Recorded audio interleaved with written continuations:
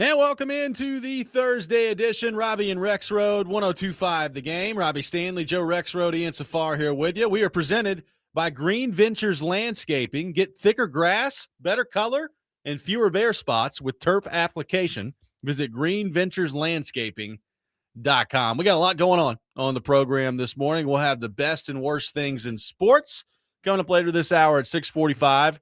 Predators assistant general manager Brian Pyle will join us at 7:30 today on the show as they are back to practice, and they are back at it a week from today when the puck drops again here in Nashville. So Brian Pyle with us later in the program. And Charles Robinson from Yahoo Sports, his weekly visit coming up at 8 o'clock on the program today. We'll get into the Titans and all things NFL with him. Joe Rexrode, happy Thursday morning to you. Good morning. What's going on? First mute of the day for Rexrode. Not much. Man, almost caught it.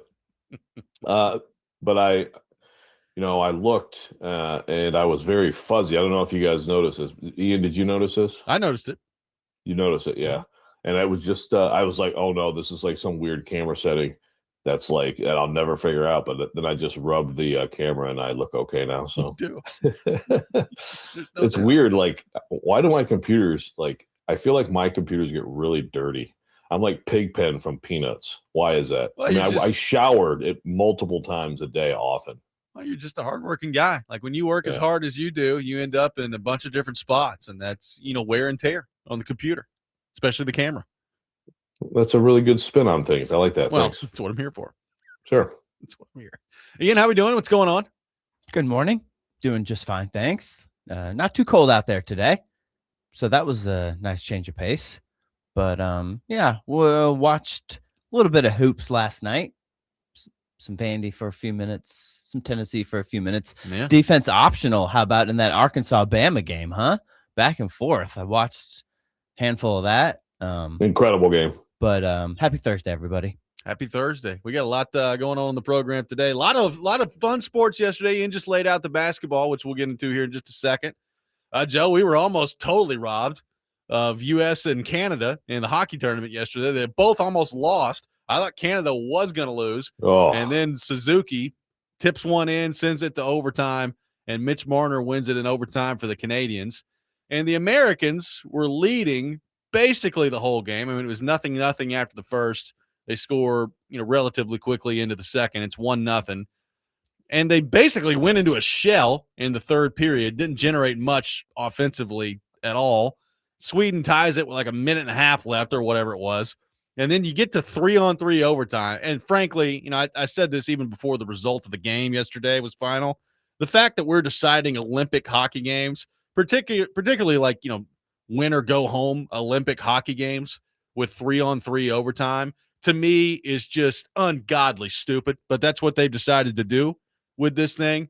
And luckily, Joe, the Americans get it done. Quinn Hughes with a laser in overtime, and they take down Sweden, and they'll be in the semifinals. But, we were almost robbed on two different fronts yesterday, Joe, from U.S. and Canada in the gold medal game.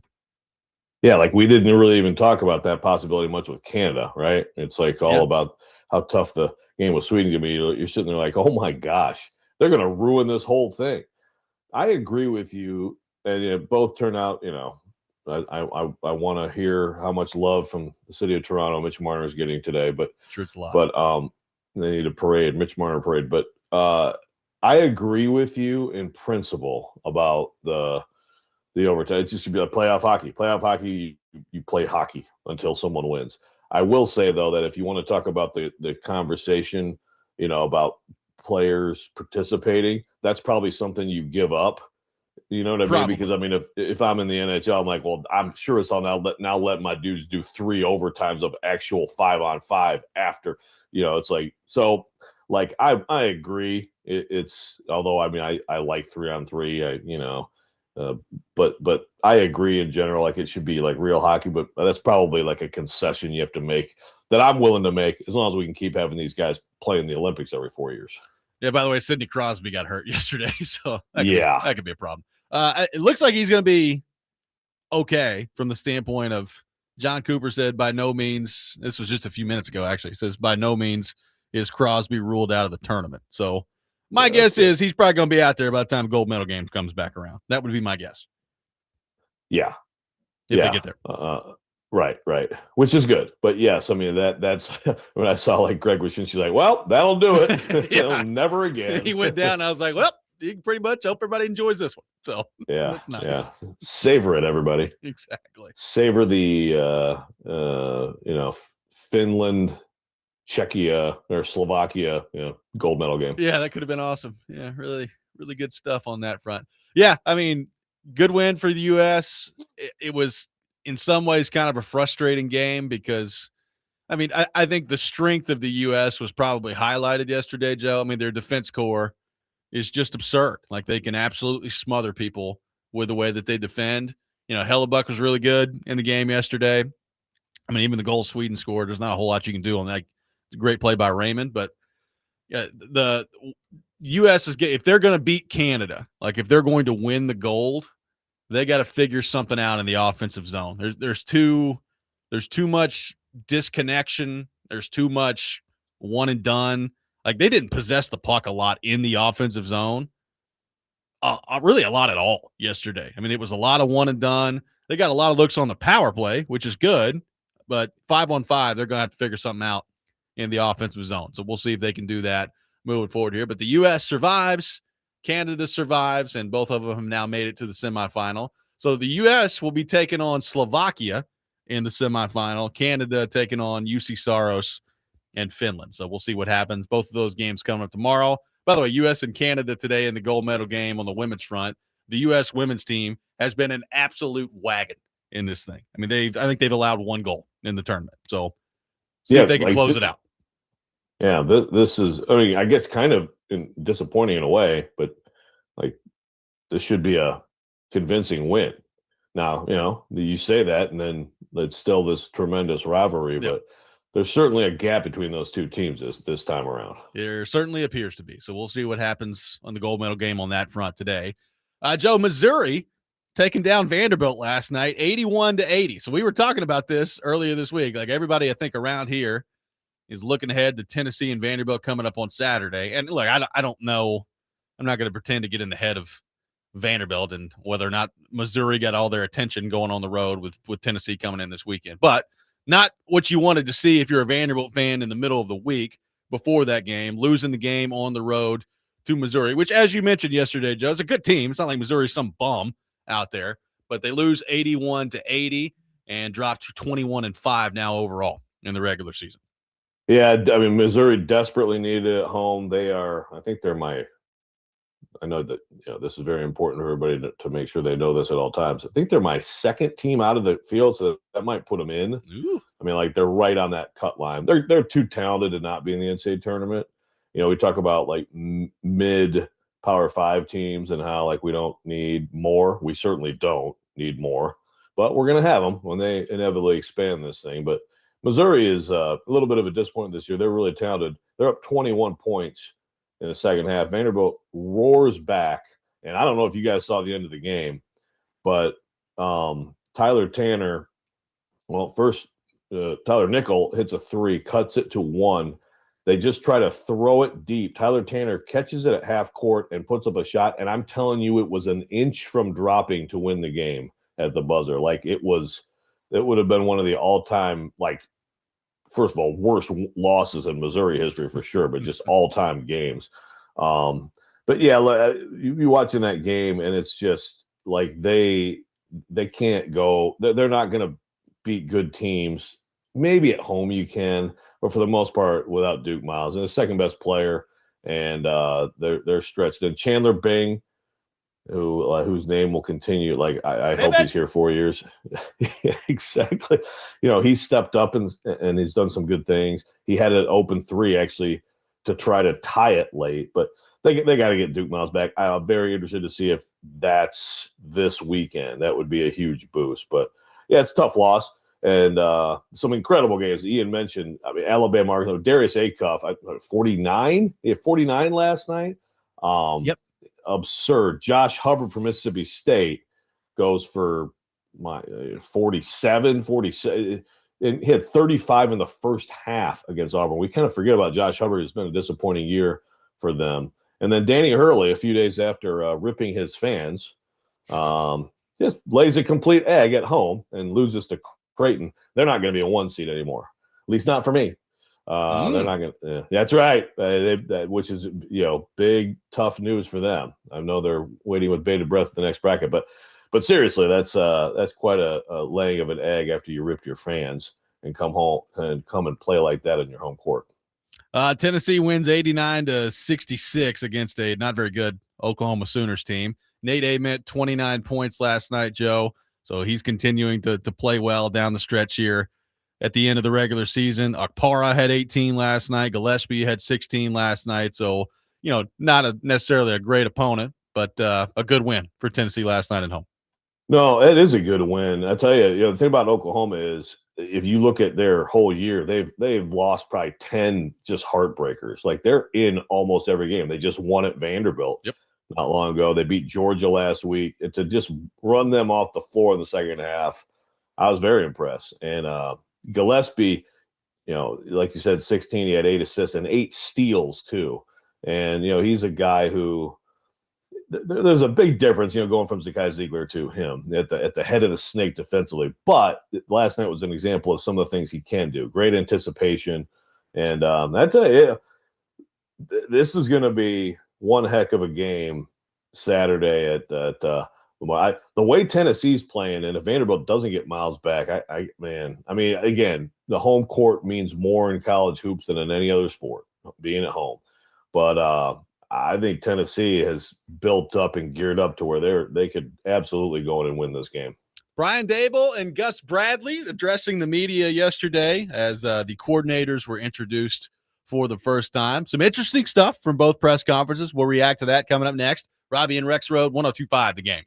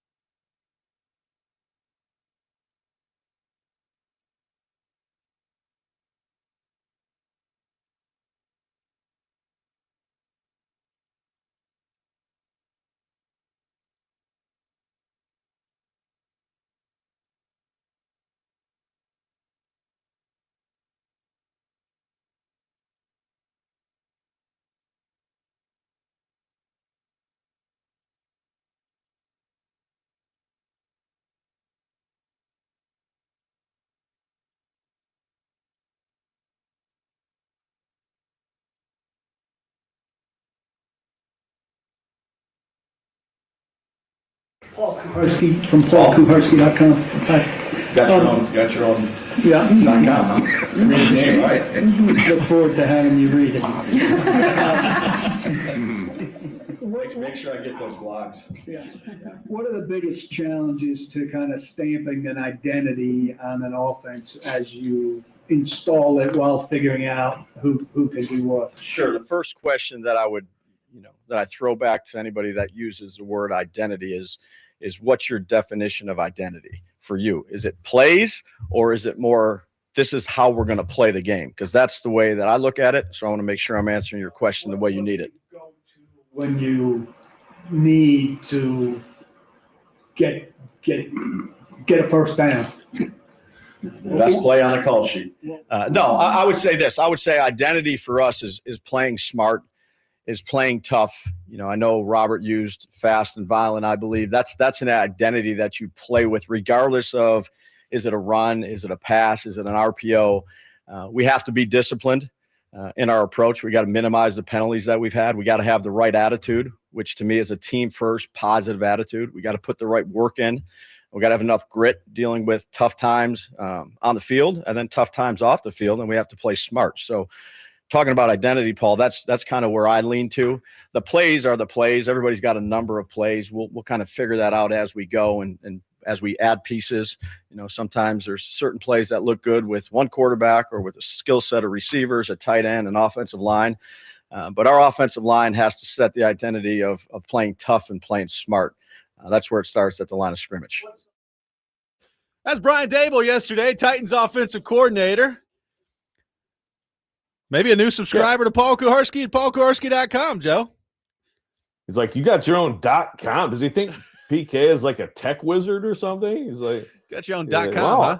Your own .com. Oh my goodness. Wow. You Now named it after impressive. yourself, huh? All right. Good stuff. You got a .com with your name on it. My goodness. In all seriousness, I thoroughly enjoyed the Brian Dable press conference yesterday. Now, Joe, we've talked about the power of the press conference and how meaningful that's been around here in terms of winning football games over the years. I will say, like, I one thing that stood out to me, Joe, and I don't know how much people even care about this or whether this is going to mean anything by the time games come around, but both with Dable and Gus Bradley, and I do view those two situations differently. I mean, Dable is a play-calling offensive coordinator. Gus Bradley is a non-play calling defensive coordinator coming in. But to me, Joe, kind of what stood out to about both of them is, well, I mean, you can tell they've been head coaches before. I mean, that's kind of what stood out, right? Like, I think at one point in Dable's press conference, I think it was Corey, where he was just like, I mean, you kind of sound like a head coach up there. And so I think the experience that the staff has, particularly at the top, with Saleh leading the way, but with the two coordinators that have been ushered in here, you could kind of tell that with their press conferences yesterday. Like, Dable really wasn't willing to go too deep into scheme and all that stuff, and kind of the theme that he kept harping on was, trying to establish a relationship with Cam Ward before he really, dug into the scheme part of it and figuring out, obviously they got to figure out who's going to be on the roster. Like, I think at the end of the press conference yesterday, he was asked about Ridley, and Dable's response was essentially like, yeah, I'm not going to be making any personnel decisions, but I did enjoy working with Calvin Ridley at Alabama all those years ago. So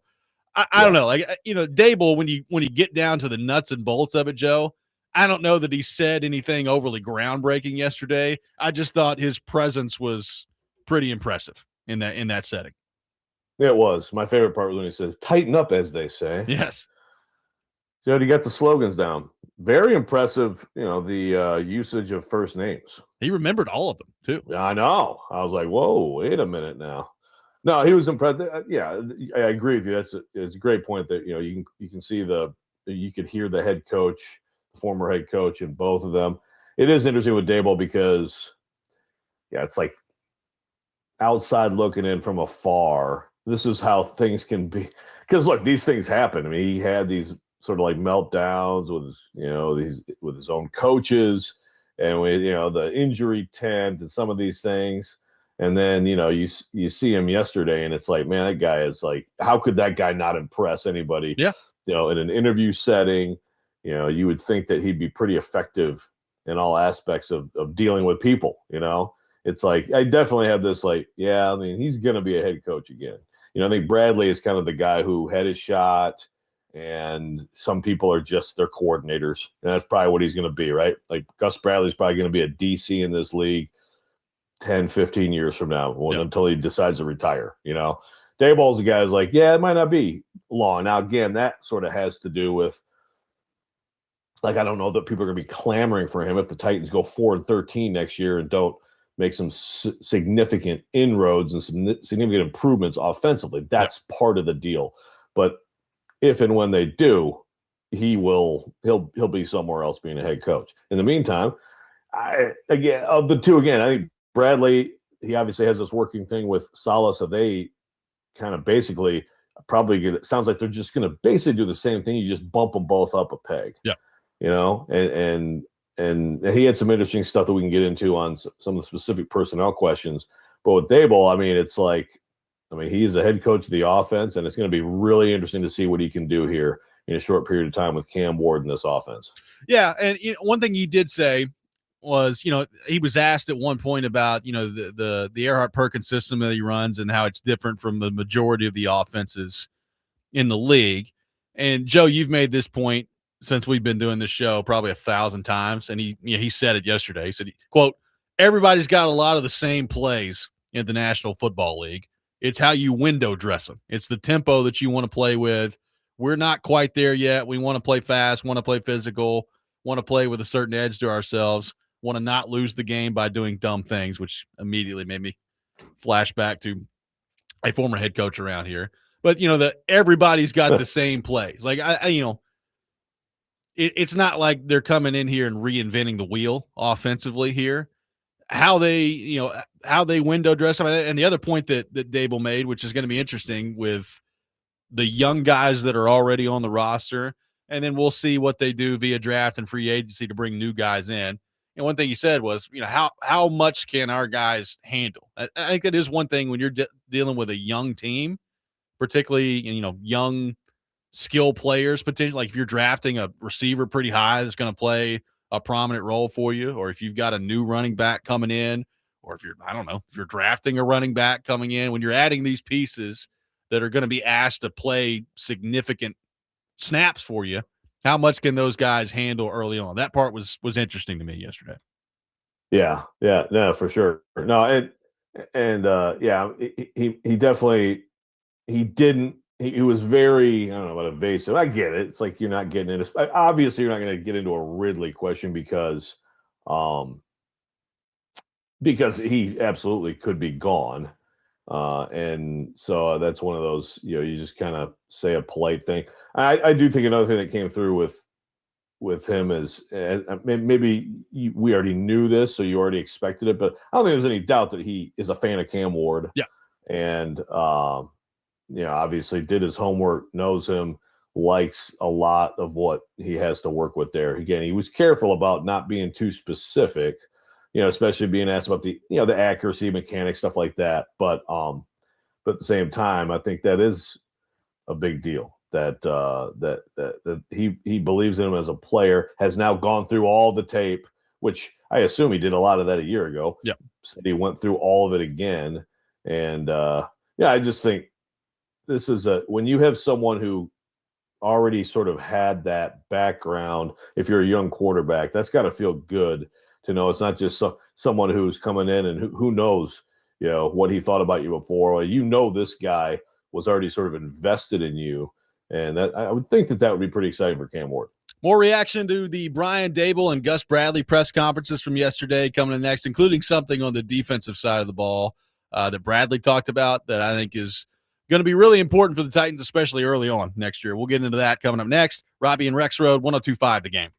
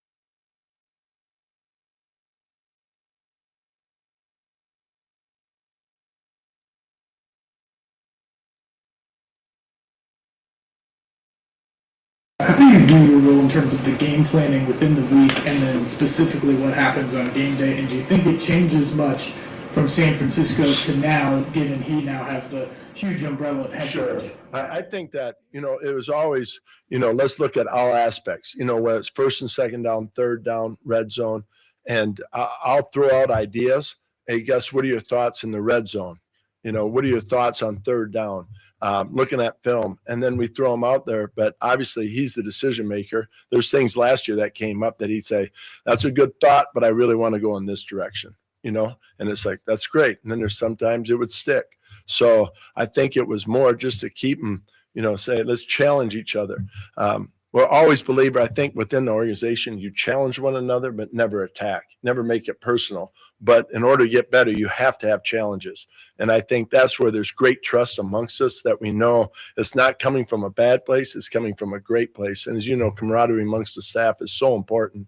And I think when you have that trust, when you don't have to worry about that part of it, it really opens the door to being challenged. That's Gus Bradley yesterday, Titans defensive coordinator, taking your reaction, your thoughts at 615-737-1025. I got some tickets to give away.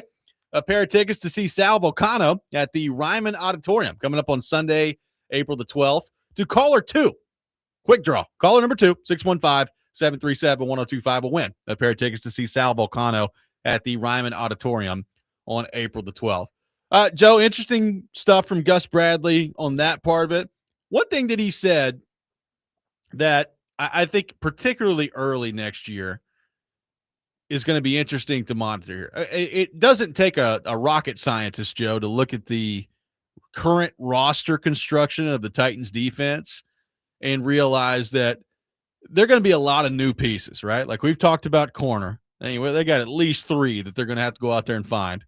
Edge rusher, they got some work to do, and that's minimum of what they've got to do. What are they going to do with Cody Barton? Is he going to be a scheme fit? Are they going to try to add somebody else there? I mean, the defense could end up, when everything's said and done, Joe, having like 6 or 7 new guys on it by the time that next season rolls around. And one thing Bradley talked about yesterday, he's like, I don't think you're going to see 45 different coverages or 50 different blitzes in our defense. We want to play fast. And we don't want to do that. We're not going to put things in there that are at the expense of one of those two. And he talked about, the defense that they've played has always been conducive to people coming in early in their career and being able to just play. And I thought that part of it was interesting. I mean, it doesn't sound like they're interested in overly complicating this defense, which is probably good when you're considering, Joe, how many new people are going to have to step in and play right away in this defense.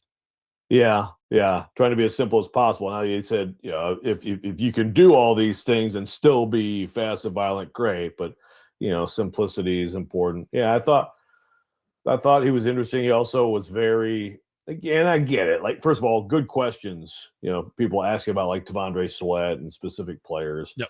But pretty much avoided getting into that. I mean, it's not like there's absolutely no way T'Vondre Sweat could play in any defense. He could, but when you look at how a typical 4-3 goes, usually you don't have like that guy is more of the nose tackle in the 3-4.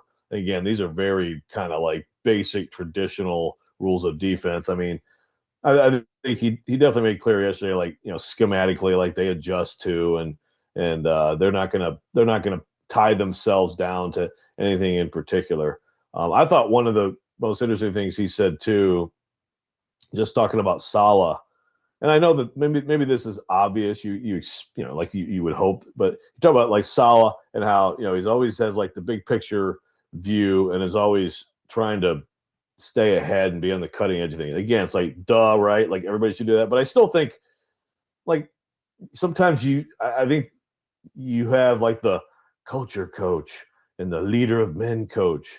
And, I think some people maybe aren't as, I don't know, like schematically experimental, or that's not as much the emphasis. And it has to be like, it all matters. I just thought that was kind of a good thing to hear from Gus Bradley, who obviously has been doing this for a long time in this league. And another thing he said is like 5 years ago, you look at the picture now and what we're doing defensively in this league 5 years ago, totally different. Yep. I mean, it's just a constant evolution, copycatting. One side figures something out, and then everybody adopts it, and now the other side has to adjust to that. And the defenses have made some inroads here recently. Well, bottom line is, like, and we've heard from Titans fans today on the text line that have made this point, and I recognized it yesterday as I'm watching all this. It's got a different feel to it than the last staff, right? Like, Dable's been a head coach. Bradley's been a head coach. There's a ton of experience that they're bringing to the table. Now, that doesn't mean that, in 3 years that these guys are still going to be coaching the Titans and it's going to go well. But I do think from a fan standpoint, you're watching Dable yesterday, you're watching Bradley, and it's like, well, you can tell these guys have been around and they've got a clue. And now so much of it is going to come down to, number one, like if you're Dable, developing Ward, right? Like how much of a step from year one to year two is Brian Dable working with Cam Ward worth, right? Like how much what's that going to look like in terms of the payoff for the Titans? And then, the rest of it, Joe, is about roster construction and making the right decisions from Borgonzi, right? Like Borgonzi's got to have a good offseason in terms of not only the free agents that he brings in, but can you hit on more of your draft picks to the point where you've got some decisions to make moving forward here about second contracts? I know that's a foreign concept to the Titans over the last few years. It's like second contracts from draft picks. You're allowed to do that in the NFL. It'd be nice to get back to that at some point.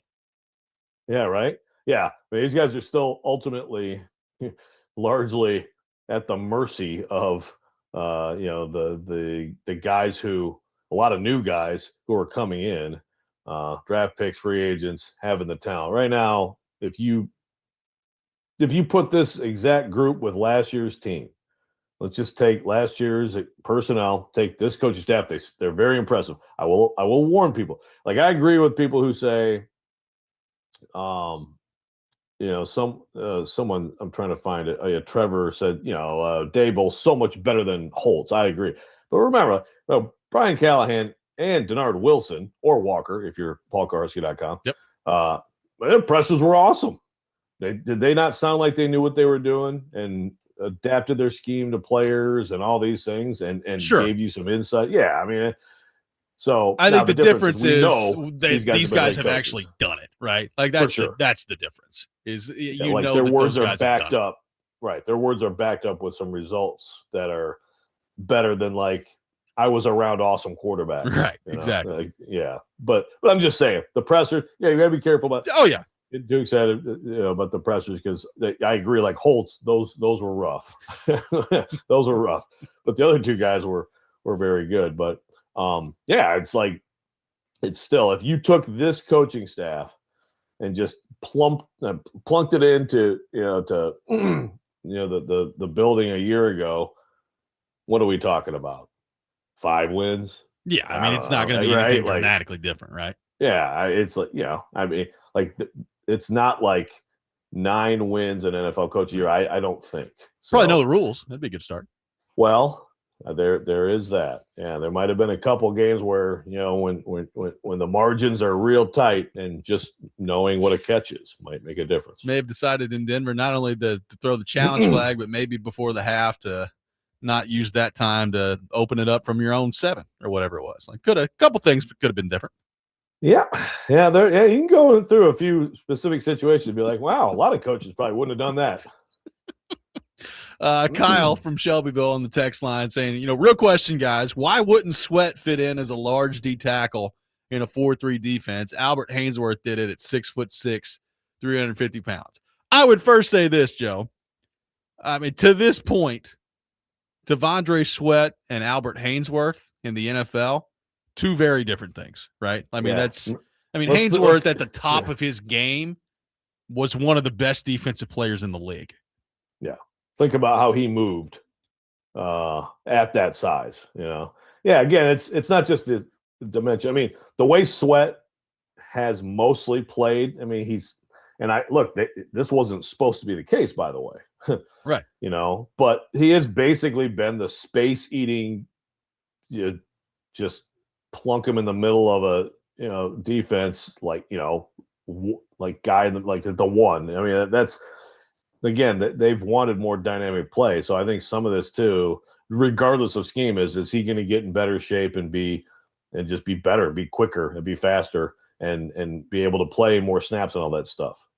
But yeah, his like if you look at a lot of, and again, there just aren't that many anymore. But the traditional 4-3s, it's usually both tackles. You don't usually see either tackle being quite that big, like Sweat's size and style. Yeah. Again, it doesn't mean it can't work. If he does these things and gets himself to where he's a more effective player, like, yeah, he'll play and they'll make that work. So really a lot of this is just on him getting better. It's time for the best and worst things in sports. We'll take your best things, your worst things on our text line driven by WilsonCountyHyundai.com, 615-737-1025. That's coming up next. Robby and Rexrode, 1025 The Game.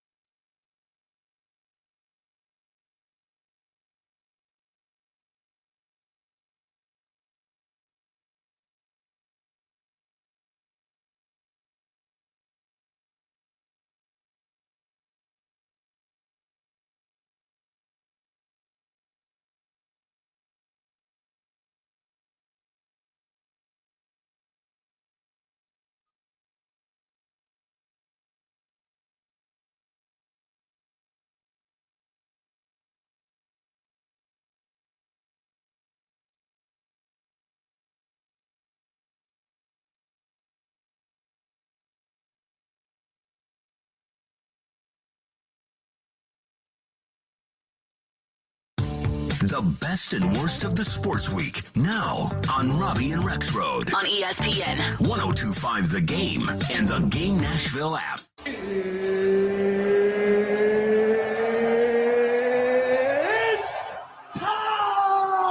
This is the worst. You look like you're feeling sorry for yourself. He's one of one. He is him. This is a Coke bottle. It's not a crystal ball. When I woke up this morning, I was feeling pretty dangerous. Okay, let's go. It's time for the best and worst things in sports. We'll take your best things, your worst things on our text line driven by WilsonCountyHyundai.com. Joe Rexrode, kick us off with your best and worst things in the world of sports. Yeah, I don't know how many times you can go to the well on this. I probably am over my reasonable limit. But, yeah, my best in sports is college basketball. It's just, again, last night we talked about it at the Open, but just unbelievable games. Alabama 117, Arkansas 115, double overtime. I mean, Darius Acuff, LeBaron Philon, unbelievable duel between those two. Missouri might make the NCAA tournament because Vanderbilt missed a half-court shot at the buzzer that was halfway down. Who was that? Someone said, was it Liam sent us the screenshot of that ball, halfway down pops out. That might make the difference for Missouri getting in. Every night there are unbelievable games. I think it's been, and a lot of it has to do with this, Acuff part of it, Kingston Fleming's from Houston part of it, this freshman class that everybody in the NBA is tanking for. Excuse me. So it's just been an incredible year, and hopefully that translates in the tournament. And yes, I'll probably go to the well again next month. So, just get ready. My worst in sports, I'm going to stick with that sport. Just some of the meltdowns of these coaches. I mean, Mick Cronin, we had fun with yesterday. And by the way, wait, give me another quick best because I totally missed this. But my buddy Matt Wenzel, who covers Michigan State, was the guy who was asking him these questions. So we have this MSU beat writer text thread, and I think he, like I said, if you wake up, excuse me, I don't know why I'm having these issues. I said if you wake up with night terrors because you didn't stuff them in a trash can at that moment, I'll be here for you. Handled it well, great job. Those questions were fine. There must have been a little bit of nerves to be like, "Are you raising your voice at me? Are you raising your voice at me, Mick? Because the cameras are on you too, buddy." Anyway, shout out to Matt Wenzel. But worse in sports, Cronin, these meltdowns. So Fred Hoiberg's out here smacking, phones out of people's hands. And then you have Jerome Tang, who we had fun with last week, and Kansas State trying to fire him for cause, which is just hilarious. It's so bad. And I will be so disappointed if he gets 1 cent less than what they owe him. That's my worst in sports. Ian, your best and worst things in sports. I hope there's no college basketball in there because Rexrode talked about them all. Yeah, I pretty much took it all. I know. Unfortunately, my worst is Mick Cronin. Sorry. That's okay. I probably would have fired him after that game last night, honestly. But maybe that's a bit overreaction on my part. Anyways, but Mick Cronin is the worst for me. And UCLA fans agree with you, by the way. Yeah, they do. Okay. Well, good. My best this week, I'm going to go Olympics off the board maybe a little bit. Michaela Schifrin getting her gold off the Schneid there. Dominated that one. That was good to see her get back in the win column, exercise some demons. Little extra best here. Nashville SC. We're back, baby. Playing in Canada. Yeah, we are. In February. But the league season gets started on Saturday. Yep. So interesting season with the World Cup. There'll be a big break in the middle, but hey, looking forward to a little extra something to watch on the weekends. Absolutely. My best thing in sports, the Olympic hockey tournament. I think it's about to get better. Yesterday was cool. I mean, I understand, 3-on-3 overtime is decide Olympic games is not my favorite, but the quality of hockey yesterday is pretty darn good, man. It's pretty darn good stuff. And, maybe not as much scoring in the USA-Sweden game, but, Matthew Tkachuk kind of talked about this after the game. I mean, every square inch of the ice was under contest yesterday, right? I mean, Charlie McAvoy probably laid 6 or 7 enormous hits yesterday where you're like, man, you just don't see that in the NHL a whole lot anymore. But the intensity level was pretty darn high. So I think we're in for better and more to come on that front if it goes the way I think it's going to go. And we get USA and Canada coming up in the gold medal game. A lot of people on the text line going Olympic hockey with their best thing in sports. It's been fun to watch to this point. I think it's going to be a lot of fun over the next few days here as well. My worst thing in sports, I'd like to once again bestow that honor to Matt LaFleur, who instead of doing what most normal people would do, and that is firing your special teams coordinator after special teams for really, like the 8th year in a row, but certainly the 4th year in a row under Rich Bisaccia was awful and cost you football games and has consistently been ranked near the bottom of the league in special teams categories. Instead of firing the special teams coach, which is what you should have done if you're Matt LaFleur, you didn't fire him, and then you waited around for a month and a half for him to then step down on February the 17th after all these other special teams coordinators have already been hired by other coaches and other staff. So shout out to Matt LaFleur for not being able to do his job again and fire somebody and then being left in the wind a month and a half later when the dude decides to just go ahead and step down. Good stuff once again from LaFleur, a coaching master class that just continues to put itself on display, but everybody around the country thinks he's a good coach. I wonder if at one point Bob from Nashville is going to call in after hearing all your LaFleur, your LaFleur slander. Bob Sala from Nashville is going to call in and give you a chewing out. Well, maybe. Might be. Don't forget LaFleur's amazing post game inspirational speech to the Wisconsin Badgers too. Yeah, I'd be interested. I have not kept up with what Wisconsin has done since then, but they actually got blown out by Ohio State. That doesn't surprise me. Like, you get LaFleur in there after, and he gives this lame speech, and then they just get destroyed the next game. Does not surprise me. Oh my goodness. Well, if I can continue to just glaze college basketball all the time and best and worst, you can rip Matt LaFleur all the time. I think that's fair. He makes it pretty easy. I wish he'd stop. I do, but it continues to happen over and over again. I got to call up this texter who's like, the worst is Canada winning yesterday. Best is the gold medal game winning. I'm like, well, but what if Canada would have lost yesterday? We wouldn't have this gold medal. Like, I was angry when Canada was down. I was like, dude, this sucks. Look, let me be clear. I wanted Canada to win because I want U.S. Canada in the gold medal game. Now, yes. I will say, did I allow myself when they were down 3-2 late in the third period yesterday to think about, you know what? I want them in the gold medal game, but what I want more than anything else is the USA to just win gold.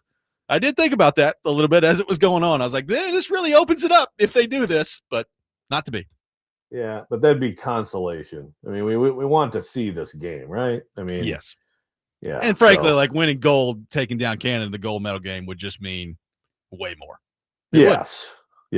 Also, apologies on the throat clearing. I'm getting nailed on the text line. So yes, I apologize. We'll work on it. I'm hydrating. 737-1025 is our phone number. The season of wheeling and dealing in the National Football League is right around the corner with the draft coming up here in a couple of months. And our very own Joe Rexrode has already started. He's gotten the ball rolling. We'll get into that coming up next. Robby and Rexrode, 1025 The Game.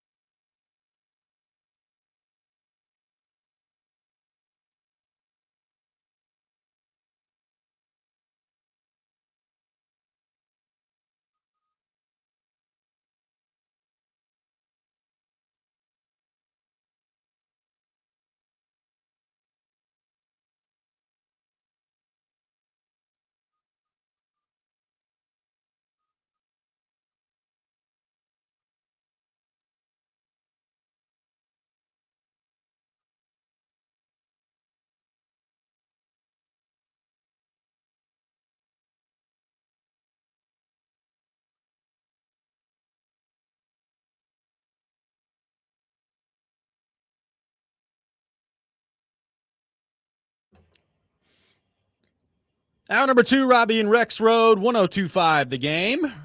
Robby and Rexrode presented by Green Ventures Landscaping, outdoor patios, landscaping design, lawn maintenance, and more. Visit greenventureslandscaping.com. Robbie Stanley, Joe Rexrode, Ian Safar here with you on this Thursday morning. We are live from our Busy Bee Plumbing, Heating, and Air Conditioning Game Nashville studios, home of the $99 yearly Beehive membership where the buzz is always about great service. Predators Assistant General Manager Brian Pyle will join us at 7:30. They are back in action a week from today. So we'll have Brian Pyle with us later this hour coming up at 7:30. Charles Robinson from Yahoo Sports for his weekly visit coming up at 8 o'clock. We will get into the Titans and all things NFL with him. Well, as I mentioned, it is wheeling and dealing season coming up for general managers in the National Football League. We've got free agency here in just a few weeks. And then after that, the attention will turn to the draft. The NFL Combine is next week. So we are officially into full go of the NFL offseason coming up here very shortly. And, Joe, we have our first of what I assume will be many mock drafts at the Athletic that you have participated in. You have already started the wheeling and the dealing this NFL offseason. Oh, yeah, get excited. I don't know how many of these there'll be. It seems like usually there's probably, about 3 at least, right? Yeah. 3, 4, something like that. But, yes, writers at the Athletic pretend to be GMs. So there's a lot of talk of trading. And I will tell you right now that I put it out there. I mean, I think the Titans should. Open for business at 4. So anybody wants to move up to 4, open for business. And I will tell you that, again, this is writers acting as GMs, and most of these writers are actual beat writers of these teams. So they, pretty plugged into what their teams are thinking and whatever. I got no bites. No one wanted to move up to 4. So very I don't know if you want to take much from that or not, but I will tell you, and again, I don't know, I probably can't, go through the entire thing here posted today, but I will tell you that the writer GMs are not as desperate to draft a quarterback, and this has happened before, as actual GMs. Yeah. So Ty Simpson did not go in the first round. So again, that's one of those things where it's like it makes sense, but then when in real life, when you get down to it and you get to one of these situations, I still have my serious doubts that Ty Simpson won't go in the first round. So it's interesting the way that, and again, we're not going to go through pick by pick here of the mock draft that took place at the Athletic, but from your perspective, Titans are picking at number 4, and the way that this played out before pick number 4 comes up, I think if it plays out this way in actuality, lends itself to a pretty interesting situation here if you're the Titans. So look, nobody's going to be surprised when the Raiders take Fernando Mendoza number 1 overall. Matter of fact, at this point, I'd be surprised if they didn't take Fernando Mendoza number 1 overall. You've got the edge rushers that we've talked about in Arvell Reese, David Bailey, and Ruben Bain, that one of those guys, if Mendoza goes at number 1, is going to be available for the Titans at number 4. Well, in this particular exercise, you had Reese off the board at number 2, and the Cardinals went a different way at number 3, which meant, Joe, with your spot, you had Bailey available, you had Bain available, you had Caleb Downs available, you had Carnell Tate available, and we've talked a lot about those guys. If it plays out that way for the Titans, I think if you're a Titans fan, you'd probably sign up for that right now to have those options available to you at number 4. Yes. Yeah, absolutely. That's a lot of talent. And again, your guy, Caleb Downs, we'll tell you this. First of all, I took Bailey, and I think if the Titans get a chance to take David Bailey at number 4, I think that'd be awfully hard to pass up. Again, sometimes these things happen at this stage, and things don't change that much. I don't expect Fernando Mendoza to change that much. It feels like, again, the Arvell Reese, the Micah Parsons stuff, it feels like he's going to stay right at the top there. But who knows? I mean, this is where the combine can come into play. and certain things can shift things around. And you know, teams can have their own preferences and whatever, scheme fits, all that stuff. But it just feels like Arvell Reese might be someone that won't be a Titans option. We all know what's going to happen at 1. And then, you know, if it is true that the Cardinals have so many needs, but it seems like they are probably best offensive tackle team. I mean, maybe not. You know, we'll see. But again, even if that's the case, you have a ton of them available. It's just that, I mean, you know, I think the two that are clearly high in this draft would be obviously, I say Fano, but is Spencer Fano? Is that really how you say it? It's Fano? I believe so. Gosh. Okay. Spencer Fano from Utah and Francis Mauigoa from Miami. Those are like the two guys who I think, but again, how do they compare to, you know, I'm sorry to keep talking about offensive tackles, everybody, but just saying, like, there's a lot of them that I think are going to go in the first round. Those two seem to be the high ones, but are they like, oh, you have to drop everything and draft this guy? Right. I don't think so relative to like the edges. And then again, even some of the other, you know, people we've talked about, Love and Downs, these quote unquote non-premium positions that but the players themselves are so good that they're probably going to go really high for players at those positions.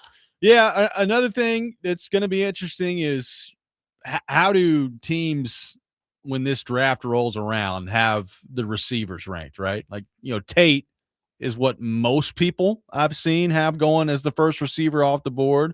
There are some people that really love Tyson from Arizona State. There are some people that really love your boy Mekhi Lemon. You know, I'm looking at this mock draft, Joe, and I'm just thinking about, like, I think the Rams in this draft. Remember, the Rams have 2 first-round picks. They got the trade with Atlanta last year, so the Rams are picking at number 13, and they're picking later in the draft. I believe is it 29? Is it 30? Where are they at? They're 29. So you got 2 first-round picks if you're the Rams, who, in my opinion, right now, I think are already the second best team in football from what we saw this last year. And you're looking at it, and the Rams in this particular exercise end up with Mekhi Lemon at number 13 and end up with Colton Hood at number 29. So you're talking about one of the best rosters in football, and you put Mekhi Lemon with Devontae Adams and Puka Nacua for Matthew Stafford to distribute the ball to. And then, oh, by the way, go get a first-round corner later on in the first round. Yeah. Like, if they get Mekhi Lemon, like I'm absolutely I'm going to push in a big pile of chips on them winning it all. I mean, again, he's, you know, every year I have players that I'm like probably overly enamored with. Like what was our you loved Rondale Moore. Boy, yeah, you love Rondale Moore. I probably liked Rondale Moore a little too much, right? Like he was fine, you know. I was like, dude, that guy's going to be unbelievable. I swear Mekhi Lemon's going to be a star. He's the second receiver off the board in this draft. In real life, you know, it probably is going to play out that way, I guess, you know, that Tate would go before him. But if the Rams get him, yeah, and then a corner. And by the way, that's 2 Tennessee corners in the first round. The beat writers just like, you know, the other mock drafts we've seen and player rankings we've seen, 2 Tennessee Vols corners in the first round, one of which didn't play at all. Yeah, like I you know, obviously the local interest part of that with him being a Vol, I am in actuality very interested to see how that plays out with Jermon McCoy, because like all these mock drafts I'm seeing, whether it's this one we're talking about, you know, the other mock drafts that start to come out this time of year, like all of them, Joe, have McCoy somewhere from like 11 to 16. And I'm like, I get it. The last time we saw him play, 2 seasons ago at this point, he was very good. But I just wonder, you know, how much the injury is going to factor into this, or if it's going to at all by the time the draft actually comes around. Yeah, he's one of those guys who, because obviously the size and the film from last year is, hey, it's the film from last year, right? And we talked about it last season. Like, man, look at what he's become as a player. I think as long as the medicals check out, and I mean, we'll see if he runs and all that stuff. Yep. That's an interesting question for a guy who didn't play. Not to go off the beaten path here, but for a guy who didn't play last year, has an ACL, has film, but it's from 24. Yeah. I would assume running would be like you got to run, right? I would assume that would probably help you. So if he does, Or I guess you hurt know, you, and he depending runs on how you run. Yeah, but as long as he does, as long as it's not a bad time to me, I mean, a first round seems awfully likely for him. I would agree. The Carnell Tate part of this is going to be interesting. Like, I think one of the more intriguing teams in the draft here is going to be Kansas City at 9, because we've talked about the possibility of Jeremiah Love ending up at number 9 with Kansas City. I mean, there's also a chance that they take one of these receivers. Like, look, Kansas City, frankly, if you go look at their roster, and this is why they had the season that they had, they could use help at a lot of different spots, right? Like, they've had their run here with Mahomes and Kelsey's not getting any younger, and we'll see exactly what he ends up deciding to do here. But, like, they need help at a lot of spots. They need help at receiver. They need help at running back. They could probably use some more help on the offensive line.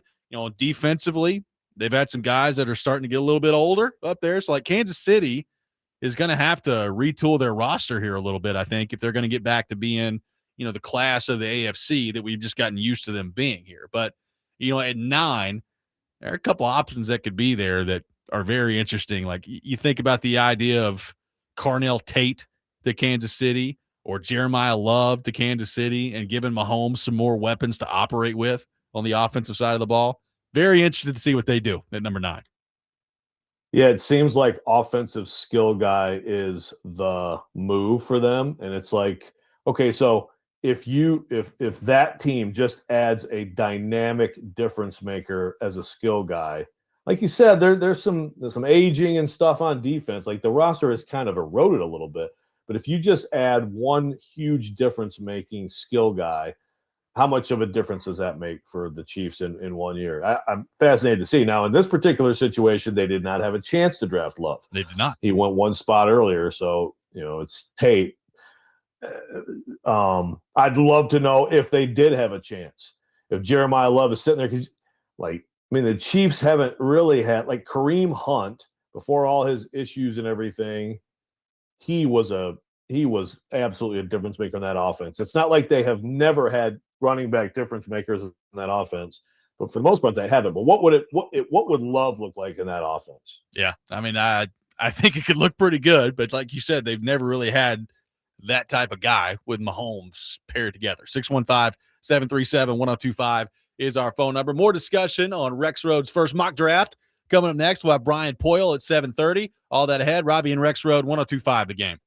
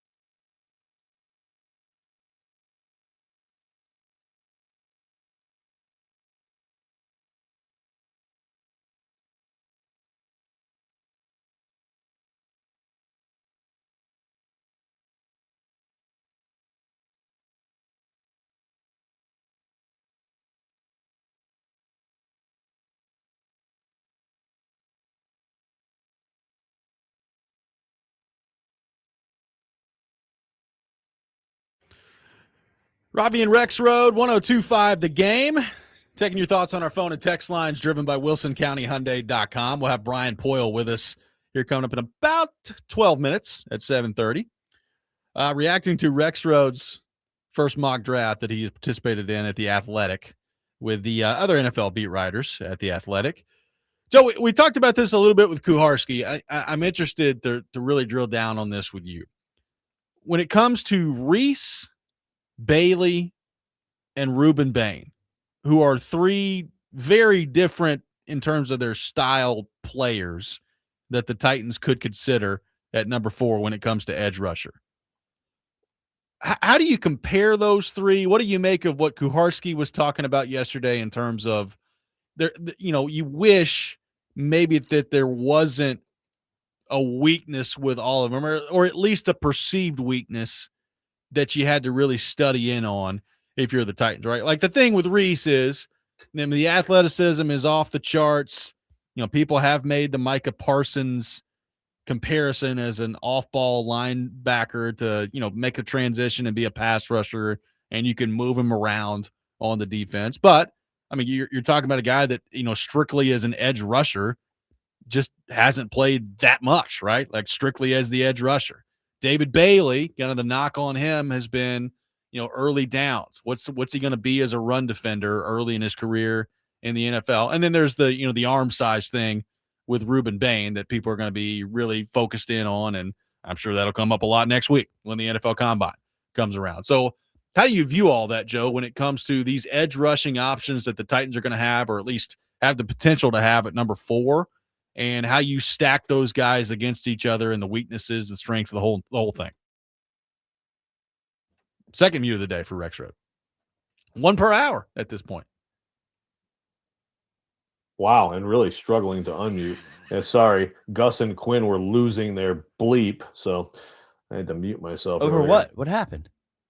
Well, because Katie just took a Uber to the airport, so they were, I think, barking either at her to please come home, we're sick of Joe, or I was barking making sure there's no, squirrels or Intruder. anything. Yeah, coming through there.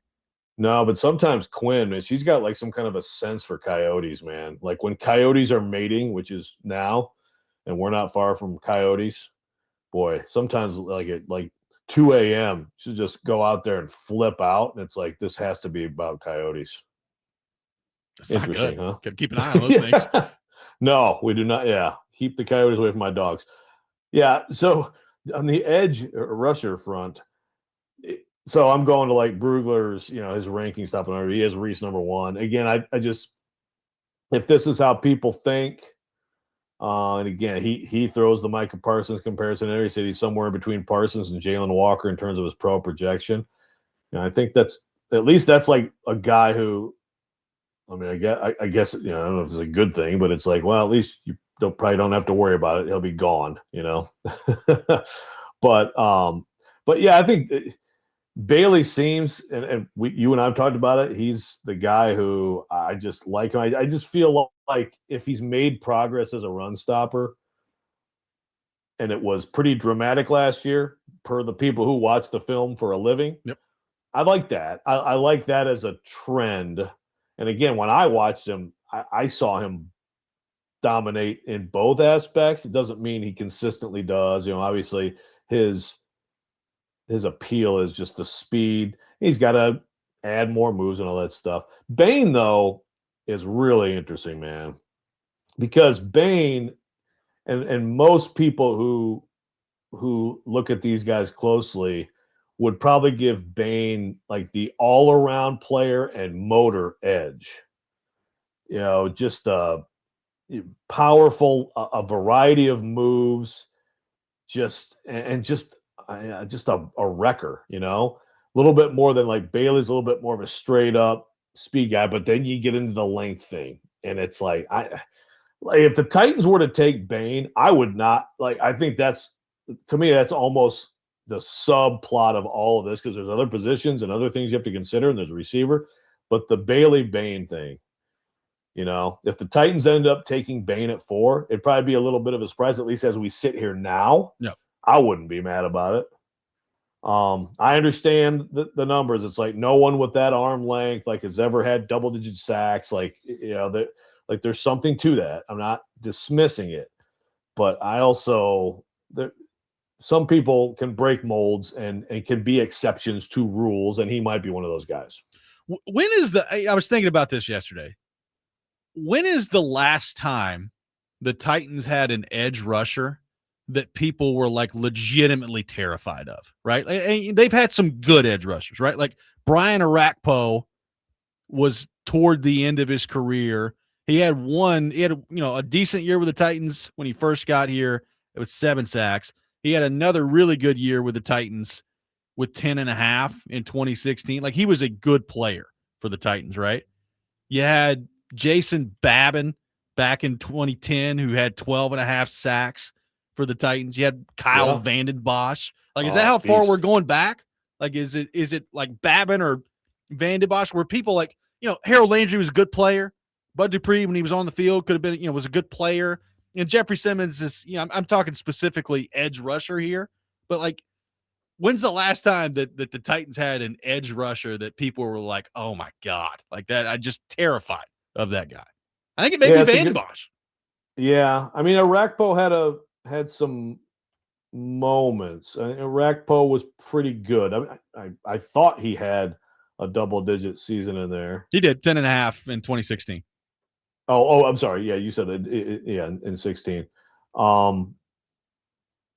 But was he like a terror? Not quite. I think the Titans collectively were that in 21. Yeah. Because Dupree had a stretch there where he was healthy, and then that made Landry better, that made Simmons better, and Autry. Yeah. I mean, that group was terrifying, and that was the strength of the team. That really is what got them there more than anything. You lose Derrick Henry, and that's really, it's that and some big time like performances like Ryan Tannehill, AJ Brown. I remember a win over San Fran that was all about AJ Brown. But yeah, like the actual, this guy is the number one thing the offense talks about. This particular edge player is the number one thing we have to worry about. We have to deal with. Okay. Yeah. It probably is Vanden Bosch. Yeah. I mean, the greatest example in team history here since they moved to Nashville is definitely Javon Curse. But I'm just saying, like, over the totality of the time they've been here, there haven't been that many guys that they've had. And we've talked about it. I mean, they haven't drafted an edge rusher in the first round since 2010. So not that all that's, the reason why you do this. I'm just saying, like, if you could land one of those guys where the defense is just absolutely terrified of them, man, that would be really nice. 615-737-1025 is our phone number. Brian Pyle will be with us coming up next. We'll have the Rex Rant with Joe Rexrode at 7:45. All that ahead. Robby and Rexrode, 1025 The Game.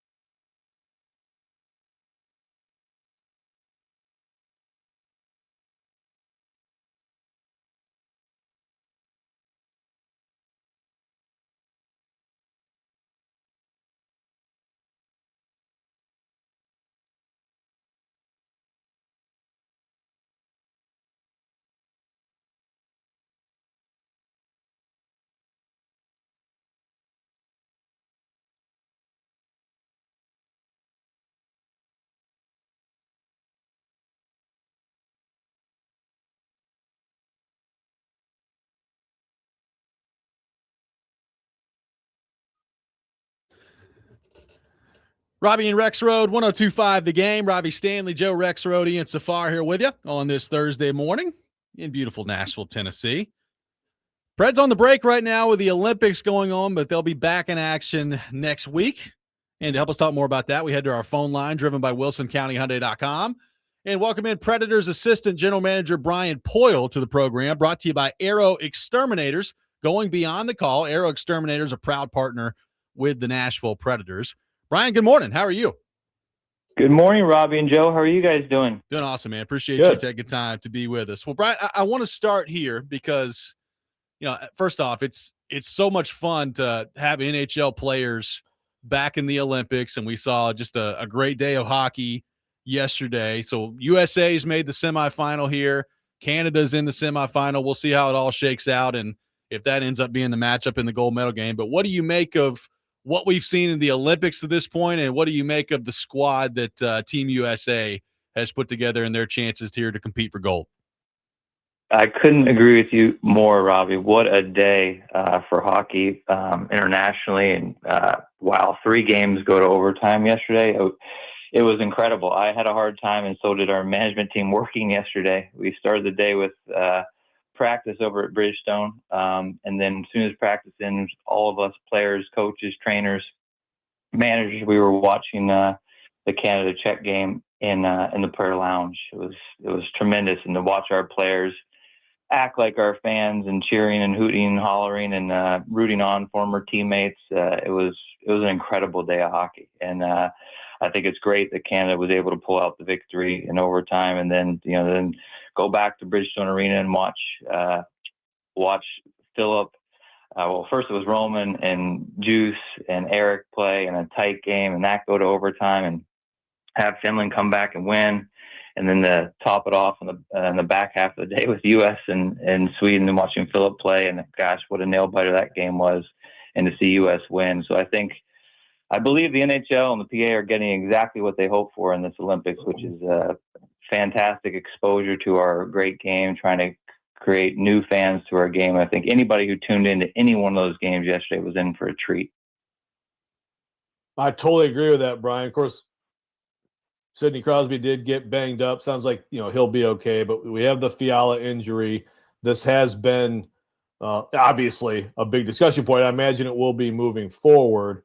First of all, for you and you guys as you're watching, how much are you sort of tensing up, hoping your guys don't get hurt? But also, do you think that that will make it less likely that we have this, or do you think the like you just mentioned, the greater good for hockey will, I guess, supersede these injury possibilities and allow us to keep having this moving forward? It's a good question, Joe. But all I can tell you from our guys, from our players, from our team, we all want the Olympics. We all want the 4 nations. It's best on best. The very best players in the world competing against each other. Who doesn't want to see that and watch that? And use a guy like Eric Halla, who this is his first Olympics. I can tell you, you wouldn't believe what that meant to him and his family to get that call from Finland for his first chance to play for his country. The patriotism for all our players, and in particular the European players, how much it means to them to be able to play in these games. So, of course, we don't want anyone getting hurt, so their NHL teams don't have their services coming back. But hopefully that's limited, and that we really get what we all want, which is just to see the best players playing at the highest level, seeing them showcase their skill in one of the greatest games on earth. So it's unfortunate a couple of injuries have happened so far, but I think like you mentioned, the greater good of the opportunity for these games being showcased at this level internationally to grow our fan base is phenomenal. So, Brian, as you know, it's been an extremely condensed schedule this year in the NHL, and the break's happening right now. A week from today, you guys are back at it, taking on the Blackhawks, and then it's right back into the mix, right back into the race as the trade deadline is coming up here. So, as a staff, as you guys are piecing together, your plan over the next couple of weeks, as you're looking at the standings and where you guys sit when the break ends and you guys come back and start playing next week, how do you kind of handle these next couple of weeks here as a staff before the NHL trading deadline, because, we've talked about this on the show for a couple of months now. Like you look in the mirror and you say, well, the first part of March, trading deadline seems far away. It's not that many more games before you have to make a decision. So what's that process going to be like for you guys over the next couple of weeks here? You're right, Robbie. I mean, the process is started well before these 2 weeks. We've got 5 games left before the trade deadline, but the process, the planning, the preparation, just as you guys have been talking about it for the last 2 months, we've been working on it for the last 2 months. And Barry, Jeff, Scott, myself, our entire team, our scouts, we're making sure every rock is uncovered and taken a look at, and making sure we're putting ourselves in a great position to help our team currently and in the future. And I think that we've rehearsed it. We've gone over it. Barry's doing a good job of working the phones, talking to all the other fellow GMs.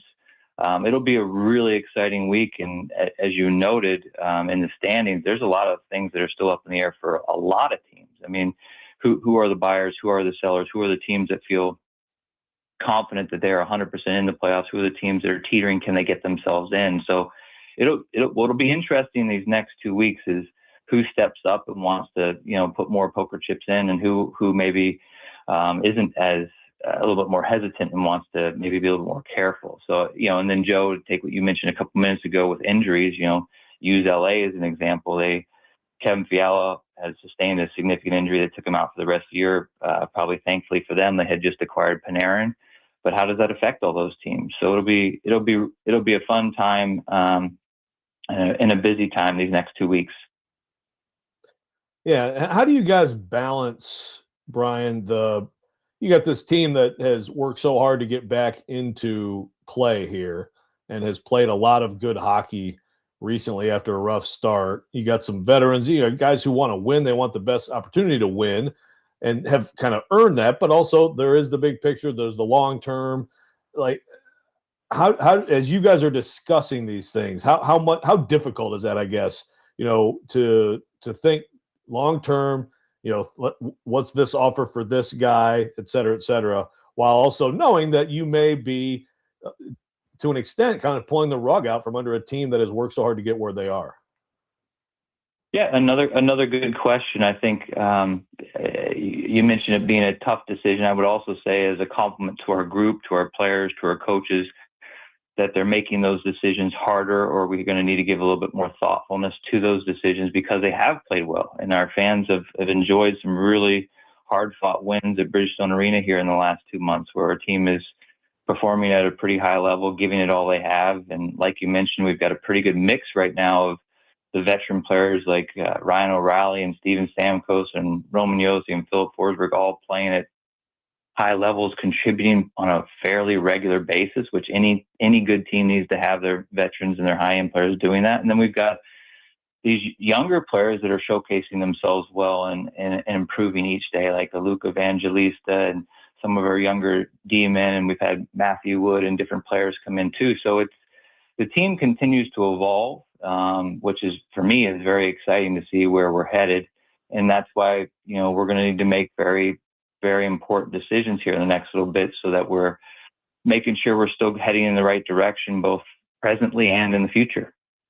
So, Brian, it's no secret. I mean, a transition of some kind is coming up here with Barry, and that news coming out a couple of weeks ago that a general manager search will be underway. Bill Haslam made no secret that he wants you and Scott and Jeff to apply for this job. So I guess as you're sitting here trying to plan for the trade deadline, and you also know that there's a transition of some kind coming up here, how are you handling that? What's kind of your approach to what could be coming here over the next few weeks? Yeah, a lot of exciting things happening in Smashville. I guess first I would just mention that I'm happy for Barry Trotz to be able to make these decisions on his timeline and what's best for him and his family. I mean, he's had such a Hall of Fame worthy career, in my opinion, as a coach, and now helping out with us as a manager, that I'm first and foremost happy for him and everything that he's done to help our team and work on his timeline. Then I'm also super excited about the future of the Predators. And you mentioning Bill Haslam, I mean, I think we are very fortunate to have Bill as our owner. I think he's already done great things for our organization. I think Bill, with the combination of Sean Henry, Michelle Kennedy, what they're about to do when we try to build a new Bridgestone Arena while keeping it going and renovating that space, Centennial. I just think there's so many special things happening in Smashville that I would love to be a part of that and continue to help build that together. So lots happening with our group, like you mentioned. Right now, the focus is certainly on the trade deadline here for the next 2 weeks, but I am very excited and bullish on where the Preds are headed. Well, it's going to be fun, Brian, to watch the Olympics close out here. You guys back in action a week from today, taking on the Blackhawks, and then it's full steam ahead after that. We appreciate so much you taking time to be with us this morning, and we will talk to you soon. Yeah, thank you, Robby and Joe. And just one thing I'll mention for our fans, if you don't have plans for tonight, we've got the Nash Vegas Casino and Auction happening at 6:30 at Bridgestone Arena. Come out, hang out with the coaches, the managers, the players, play some blackjack, play some poker, have some fun with us. That's awesome. That's always a very fun event. Blast. Brian Pyle, our guest here on the program. Brian, appreciate you as always. Thank you, guys. Absolutely. Preds Assistant General Manager Brian Pyle, brought to you by Aero Exterminators, going beyond the call. Aero Exterminators, a proud partner with the Nashville Predators. We will have the Rex Rant with Joe Rexrode coming up next. Charles Robinson from Yahoo Sports will be with us at 8 o'clock. All that ahead. Robby and Rexrode, 102.5 The Game.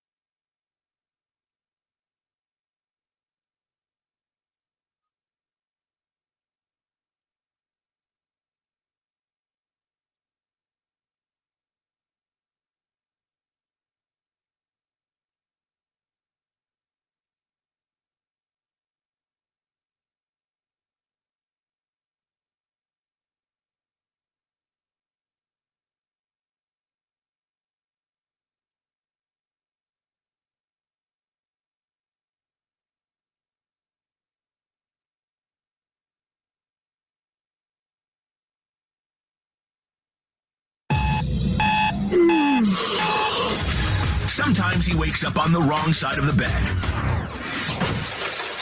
And sometimes he's just, well, Joe. Awkward moment. Let's do it. This is the Rex Rant, now on Robby and Rexrode. Rexrode finally gets something done. Stop your whining. There may not be that many cougars in the hills, but there are coyotes. Coyotes are mating, which is now. Oh, my filming is, Elite. pretty Spectacular. pretty good. There's cameras here, dude. The lower area is perfectly covered. I'm Paul Kuharski. No, I'm Paul Kuharski. You better lawyer up. Yeah, I am raising my voice at you. It is time for the Rex Rant with Joe Rexrode. You can check it out every morning here on the program. Joe Rexrode, the floor is yours. Thank you. Thank you very much. You're welcome. Keith is asking, he was like, wow, I didn't know that coyotes mating was going to be part of the show today. I didn't either. That's what happens in But Nolensville.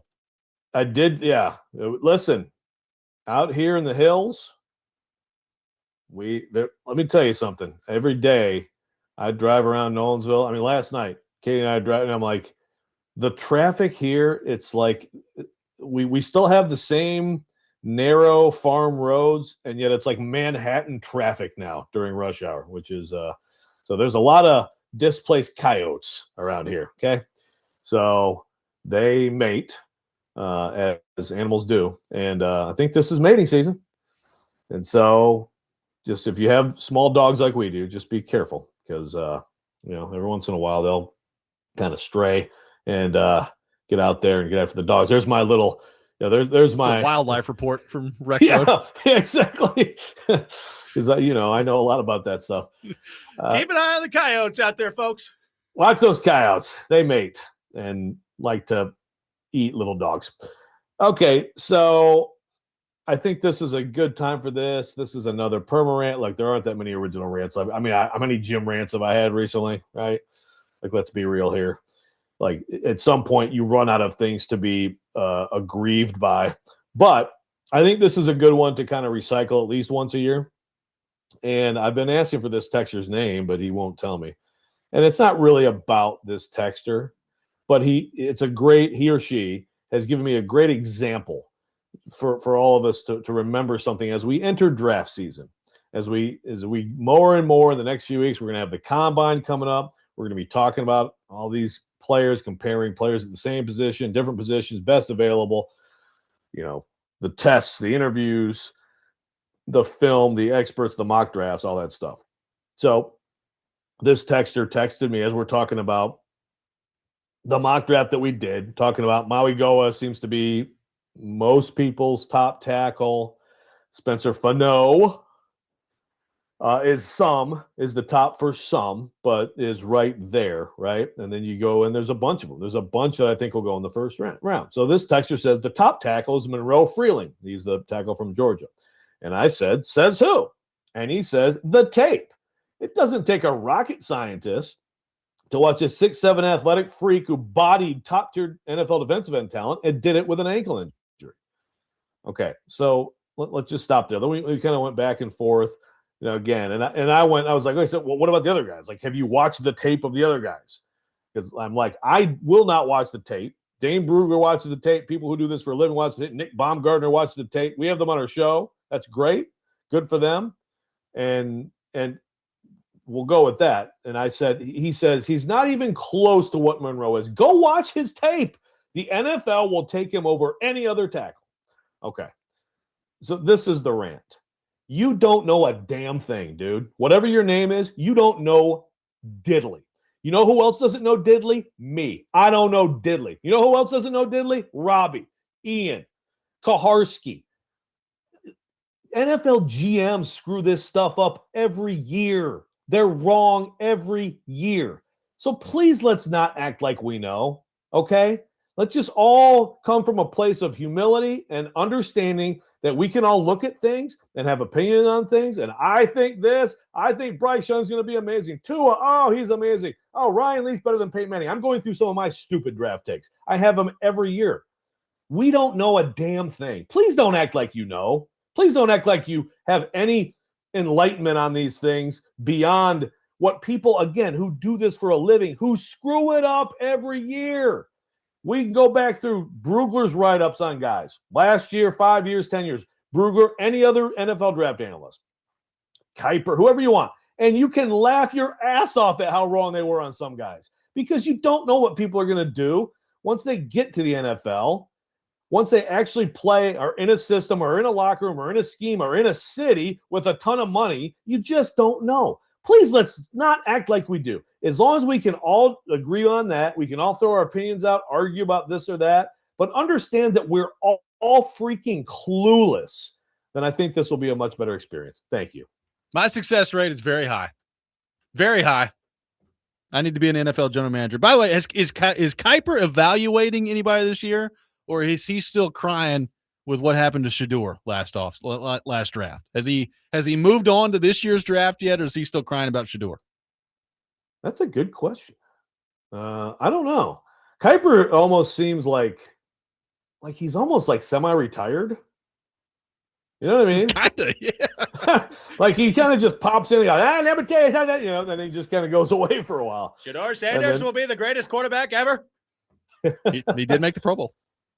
He did. Yeah, he needs to probably just pump the brakes a little bit on that. Okay. Like I like him as a player too, but let's take it easy here. Tyler asking, Robby, did you and Ian know that you don't know Diddley? Joe just firing strays everywhere. I did actually, it is true. Now, listen. So tell me your worst takes, Robby.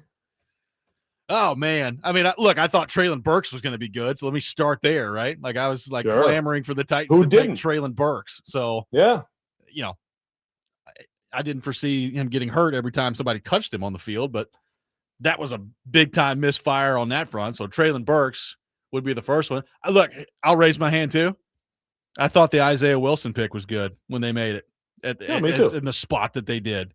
And then it turns out that he went crazy. So, like you said, I mean, that kind of shows you just with the Titans that you don't always know what that's going to look like. Like when the Packers selected Lucas Van Ness, I was like, yep, love that. And he hasn't done anything in the NFL. So I have a lot of bad takes. Yeah, it's we all do. Like again, the Philadelphia Eagles, some of their drafting has been atrocious. Andre Dillard. Yeah, atrocious. But also some of it's been terrific, and then they go out and they sign free agents and they make great trades, AJ Brown, or they go out and they make a trade at the trading deadline, et cetera. Yeah. So here's another. Now Santa in Portland has now taken me to a sub rant, which is after Isaiah Wilson, I'm not taking a chance on any lineman from Georgia. LOL. Now, if you're kidding, that's fine, but please, I hope you're kidding, right? Like, these are all individuals. Like go look at Georgia and their players in the NFL, including offensive linemen. There's some success there. This one guy had serious issues, and it caught up to him and overtook his life. I mean, that's what happened. And again, you just don't know. And with a lot of these things, it's not that severe. It's just injury. I mean, injury is probably the biggest reason a lot of these things don't work out, right? Durability or lack of durability. But sometimes it is just bad team, bad situation. And sometimes it's just, you just don't know. It's like someone gets on the field, like even go way back. And I know it's different. Scouting is so much more intense now, right?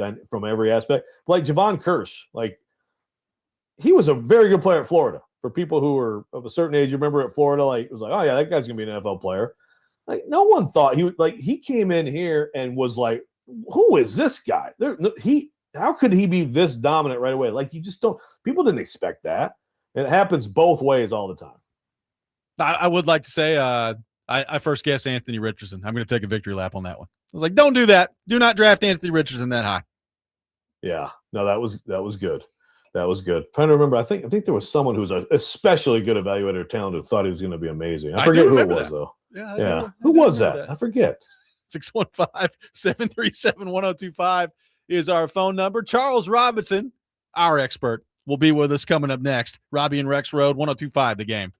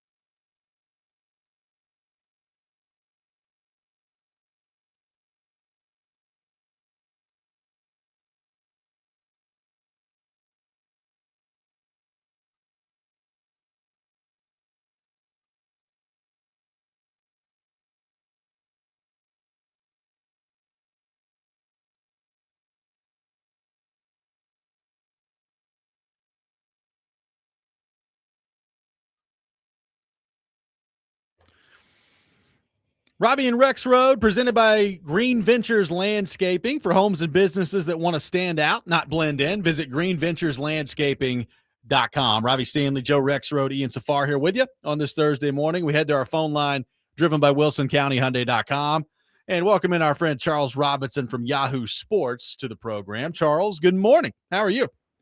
What's going on, gents? How you doing this morning? Doing awesome, man. Appreciate you taking time to be with us. Rexrode is living his best life. He gave us a wildlife report in the last segment about coyotes in the neighborhood. So he's expanding his portfolio. Nice. Getting to that age now where we're going to talk about the animals we see around our house and the car that parks in front of the house that we don't know whose car it is, and it annoys us. And we're constantly looking out the window. I'm at that age, Don. So as I worry too much about who parks in front of our house. Gotta keep an eye out. Get off my lawn. Get off my lawn. Annoying neighbors. If a car's there longer than a day, I'm like, it's been abandoned in front of our house, and I'm trying to get somebody to come get it. What sort of surveillance is going on out here? Got to get to the bottom of it. Yeah. So Charles, the AJ Brown situation in Philadelphia, obviously some interest here from AJ Brown's former team of what his future could look like. What do you make of what that is going to? What's the resolution on that's going to be? Is he going to get traded? Are they going to work it out in Philadelphia? How do you feel about where things currently stand between AJ Brown and the Eagles? Yeah, I mean, look, I think we're gonna find a lot of traction on that in the next couple of weeks. Now that we're heading to the combine, the thing that I think is interesting about AJ Brown is, and I've been asked this before, is what's the replacement? I mean, it's not like they don't need him. He's a primary one for them. There's been a time that the Philadelphia Eagles, he has been a centerpiece of that offense. And, frankly, they don't have anybody on the depth chart who's capable of moving into the number one slot. Now, look, obviously there's issues there between, AJ, his personality. I think obviously with head coach Nick Sirianni, it doesn't help they keep swapping out offensive coordinators every year, quarterback Jalen Hurts.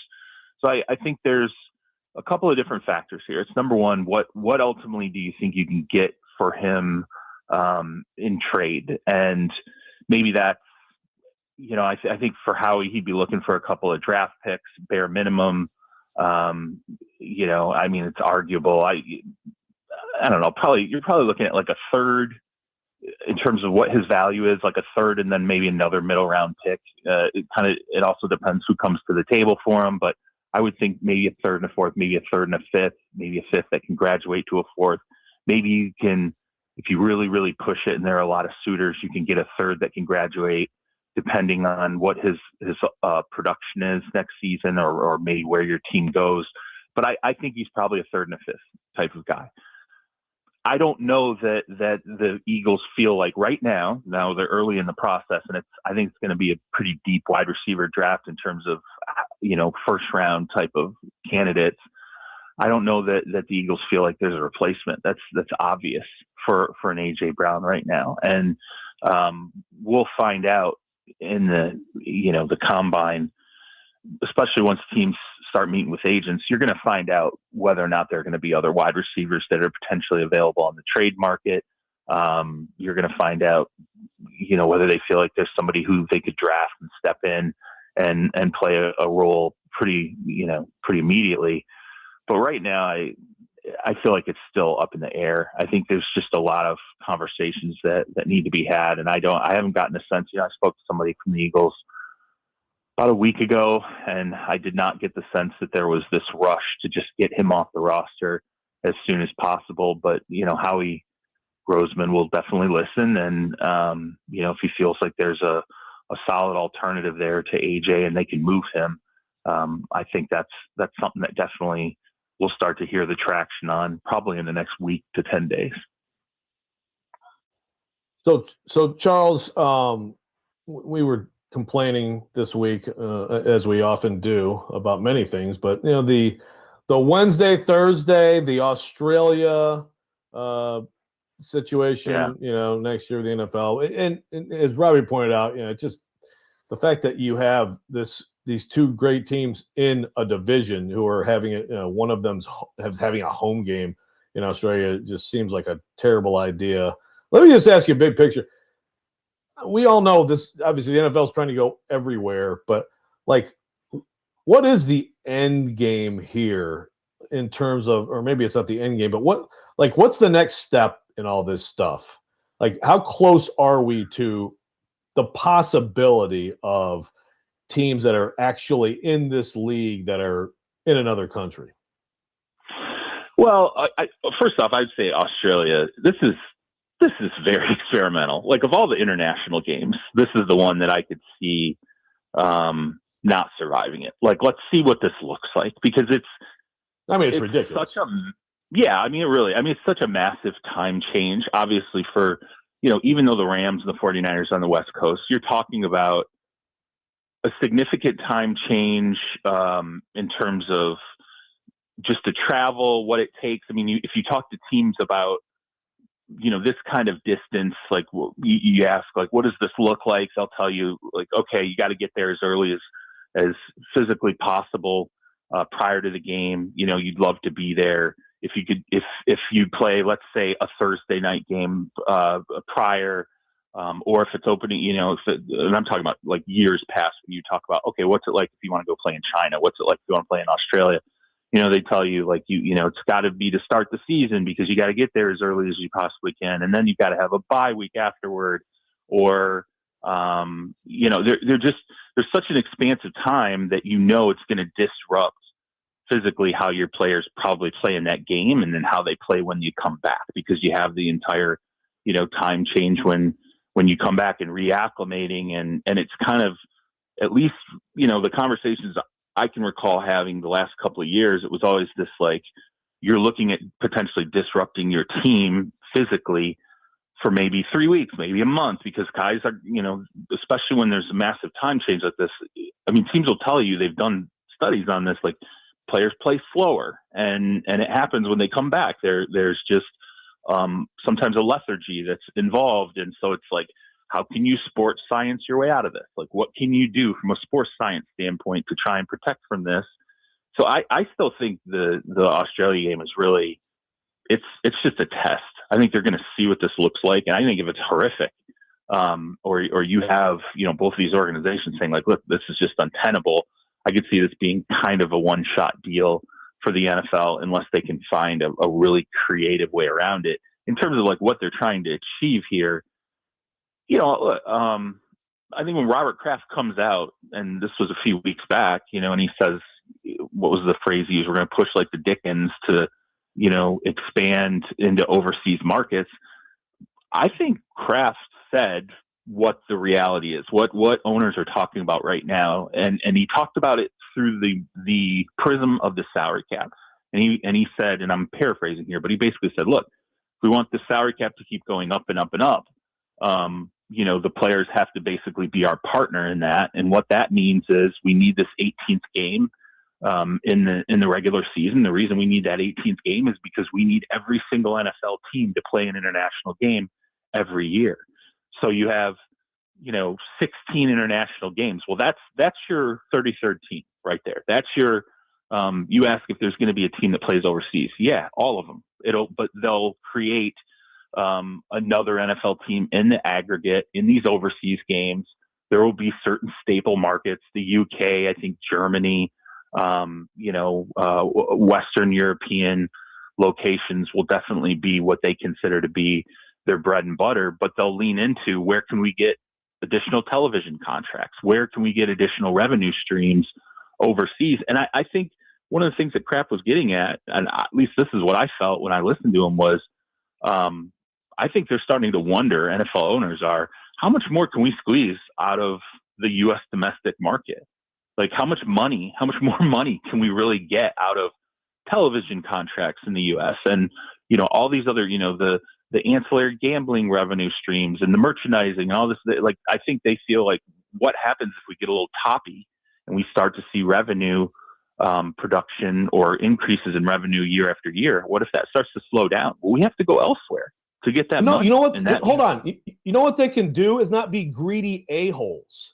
Like, this is one of the most destructive mindsets in human existence, is that if it's not growing, then it's a problem. No, dude, you have more more money than anyone. Shut up. Sorry, go ahead. And I don't disagree with that, but you also have a commissioner who, I mean, how many years ago was it that he said we want to hit $25 billion in annual revenue? At the time, you're like, that is an insane number. Well, guess what? You're getting there now. And even though you dealt with, going through the economic, drawback of COVID and the pandemic, they've still gotten back, they've clawed back to that number. That's just not the mindset. I hear what you're saying, and I understand that it frustrates players, it frustrates fans, but that's certainly not the mindset of these owners. There's a reason why we're going to see the Seattle Seahawks sell for some insane record-breaking price. It's because everyone looks at these franchises like they're crown jewels. They're money makers in terms of, if you're not cranking out the revenue on an annual basis, your equity is growing at an astronomical rate, where, you might buy a team for $10 billion this year. Well, 20 years from now, that team could, and I mean this realistically, that team could be worth $25 billion in 20 years. It could be worth more than that.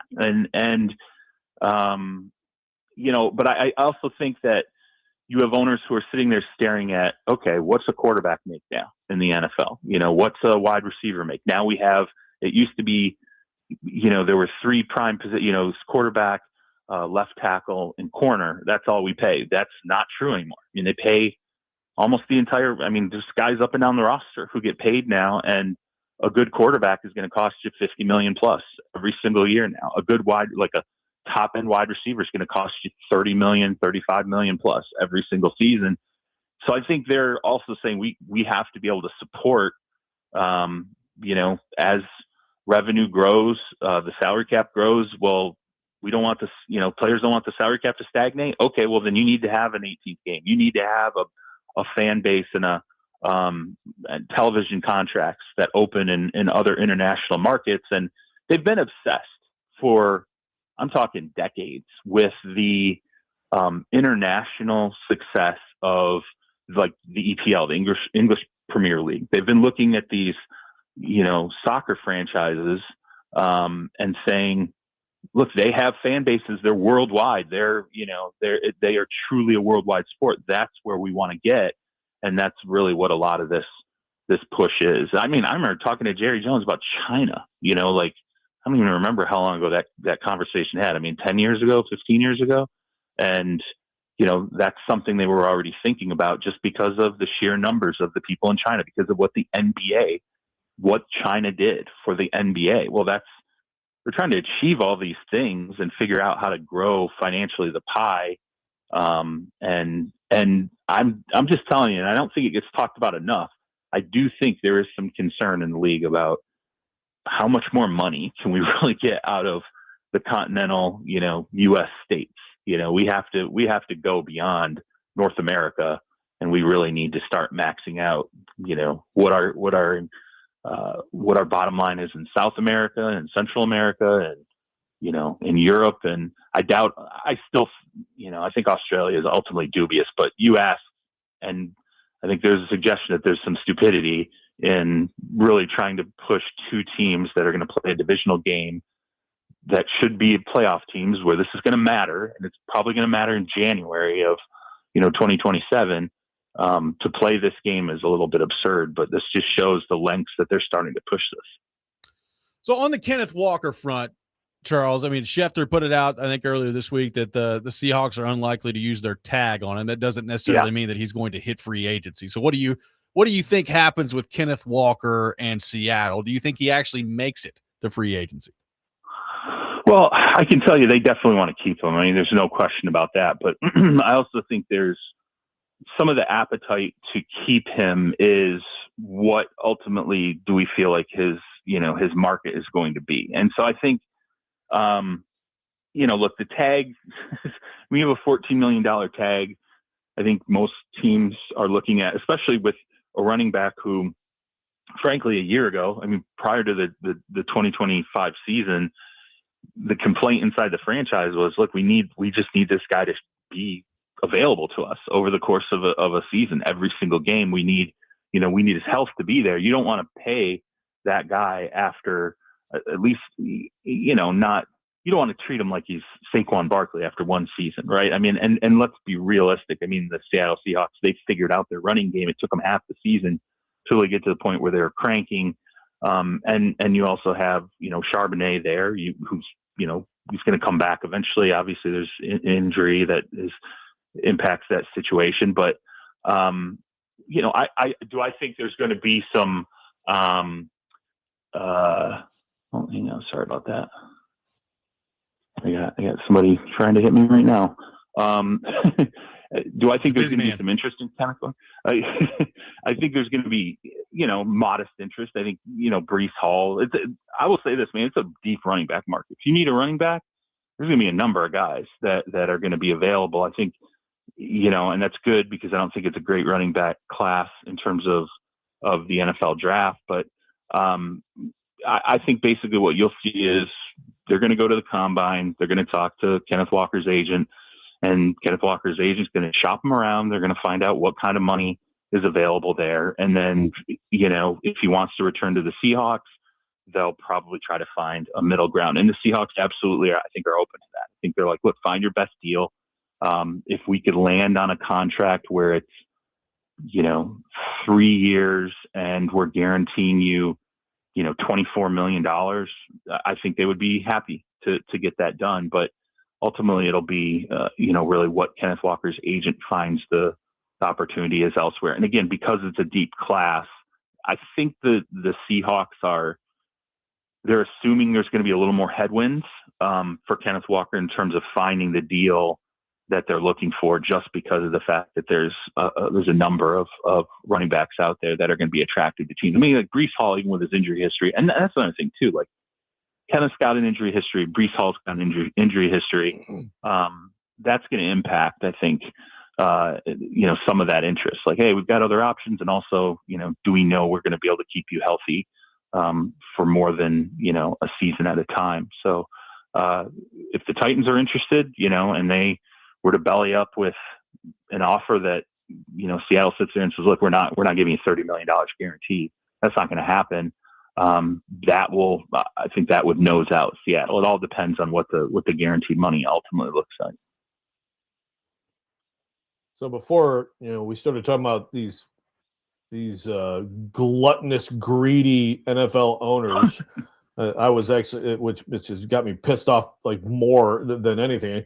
As I think about it, I was a little irritated today, Charles, with the sort of every year around draft time we get you get a clue. This guy's clearly better than this guy. Whatever, it's like we should all have a certain level of humility and understand that we're all ultimately going to be wrong all the time. Which brings me to someone on the text line Gover asked me to ask you this question. It's a good question. Now, I have said on this show how at whatever combine we were at together, in 2005 or something, 04, you were like, dude, Jamarcus Russell just threw it 80 yards on his knees. He's going to be the greatest quarterback of all time. I mean, I'm paraphrasing. That's basically what you told me. Sure. But beyond that one, sure, your worst player evaluation draft takes. What comes immediately to mind? Oh man, you got to be kidding me. I mean, just a couple that come right to the top of the brain. I'll tell you what. Give me yours first. Let me look. Let me pull up some. Well, I mean, I was bullish. Years worth. I mean, I was bullish, and I'm sure you and I probably argued about this, but who remembers the 90s? I mean, I was bullish that Ryan Leaf was going to be better than Peyton Manning. I mean, I was I was so certain of that one. I mean, I've got a ton. Bryce Young's going to be one of the greatest of all time. He's getting better, by the way. Tua. He's getting better. But I love Tua. I was like Tua, Burrow, give me Tua all day. Are you kidding me? You can go on and on. Okay, so I'll give you some. Let's work backwards here. I was certainly higher in 2024. I did not think J.J. McCarthy would be this sort of injury mess that he's been, and just like the total, he got injured, and I think he showed up the combine. He was between between 210 and 220, which was crazy because he didn't play near that in Michigan. He played at 200 pounds at Michigan, and I remember thinking, like, okay, like, are they going to be able to keep the weight on? He got hurt and lost a ton of weight. And it's been like every bad thing that was sort of associated with him has already come to fruition. That one, I clearly thought far too much of him. Let's see. I'm kind of focusing this through quarterbacks. Look, man, I thought Trevor Lawrence was going to be, I mean, I really thought he was going to be one of the greatest quarterbacks in NFL history. And I didn't think it was going to take time. Like, Trevor Lawrence really arrived this year. It was ridiculous because I thought he's going to show up in the 2021 season and he's going to be this, and was driven by what I saw at Clemson, but also what every team that you talk to truly believed this was going to be we talk about generational quarterbacks every draft. It's almost stupid how much we talk about it. But that was the guy. Like, everyone's like, no, he's going to be Peyton Manning. He's going to be, he's going to be a quarterback who wins 5-6 Super Bowls. He's going to be, he's going to rewrite every record book, every record by the time he's 40. So for the fact that, it's taken this long for him to kind of turn a corner, and I still think you question, like, is this real? We don't know. Trey Lance, good Lord. Trey Lance, a bad one. Like, I don't know why. It's funny when you look back at it because you see all the mistakes, like, in your thought process, and you get over with him. It's probably easier, right? To see. Well, yeah. I mean, the problem is everybody talks to you about ceilings. There's now look, you can get to the downside of every prospect, no matter how good a player is. If you go hunt for negative opinions, you can find it. It's not a problem. But you tend to hear, the best case scenarios. That really is what teams lock onto. And when, like, Kyle Shanahan is locking onto Trey Lance and you're hearing, this is how this guy can run it. This is how he can throw it. He has every tool you could possibly ask for. And, oh, by the way we're looking at the fact that he didn't play a ton of high school basketball or football. He didn't play a ton of college football. It's all untapped potential. Well, yeah, now looking back, you're like, oh, what the heck were we thinking? This guy didn't play football. And then, and we thought he could be the third pick in the draft and reshape, the position because of what he brought to the table. And he's just been, it's not abject failure. He's still in the league, but for what the 49ers ultimately invested to take that shot, was definitely one that was a mess for me. Jamarcus Will, I hate the fact that you bring this up, but I know that I said unbelievably good things about Jamarcus. Oh, you wrote it too. We can find the Yahoo story. No, the funny thing is I have a story that I wrote where I said, and I actually got credit for this for a lot of years. I said the Raiders cannot take Russell. They got to take Calvin Johnson. I wrote, there's no way you absolutely have to take Calvin Johnson. That probably one of the better calls I've ever made. But it was not because I didn't believe in Russell's talent. It was because I thought it's an organization that ruins everybody that comes through, particularly quarterbacks. So you can't put a guy in this situation where ultimately they're going to ruin him. And I think there was some of that. I also think obviously some of it was Jamarcus. There were things that happened in his personal. There's just a lot of litany of things that really all came together at once. But I do remember his workout was, I've never seen teams. John Elway was losing his mind over what Jamarcus Russell was able to do. It was, I still remember. You could look it up. There are clearly quotes that are still out there where you had executives saying it was the greatest workout I've ever seen from a quarterback in terms of a pro day. And again, as we've gone on, I've learned pro days are ridiculous. Don't put there was an era where we put way too much stock into pro days. There was an era where we put way too much stock into Kyle Bowler throwing the ball through the uprights on his knees from however yards out. Over time, we've started to thankfully kind of strip away some of the ridiculousness. But that said, Trey Lance was not that long ago, and how on earth did NFL teams look at a player and go, he barely played any quarterback snaps in high school. He barely played any quarterback snaps in college. And we think that this guy is worthy of, a multitude of picks to get into position to draft him.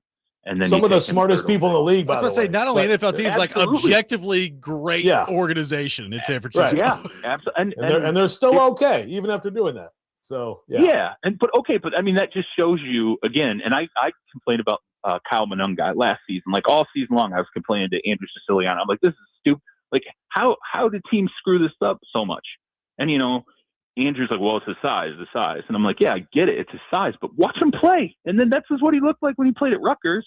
I'm like, I get the size, but he was going to be a productive player, and he goes at the end of the draft.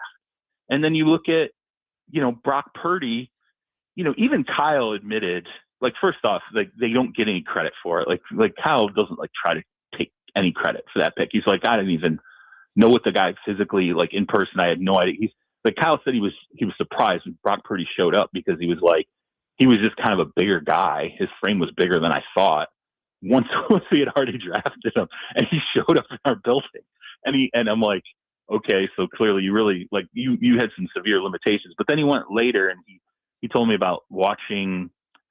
I think they played. I think it was actually Clemson tape, and he was looking like a year or two later at some Clemson players, and it was an Iowa State game, and Purdy was killing them. Like Purdy was just had a fantastic game. He's like, I don't know why I didn't see this. Like he's like, I don't know why this didn't catch my eye years ago, when we end up drafting the kid at the end of the first round. But it just shows you can absolutely, you have a good organization.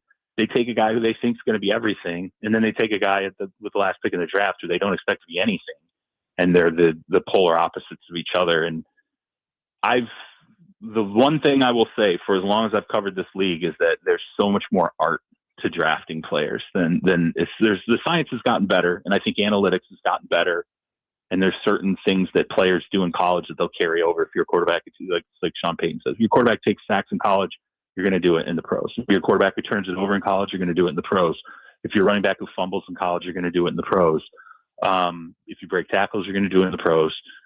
But you just don't know from a mindset what a guy really has inside him. And we just saw with Sam Darnold, man. Like, I'm sorry, but you don't get through that many organizations if you're there. Like if you're fully there, even if you're on a bad roster, teams find a way to hang on to you, waiting for that to ultimately come out. And it took us, 5 franchises before we figured out that Sam Darnold could be this player that he became with, the Minnesota Vikings. And even they let him walk out the door, which now looks like an atrocious decision. So it sure does.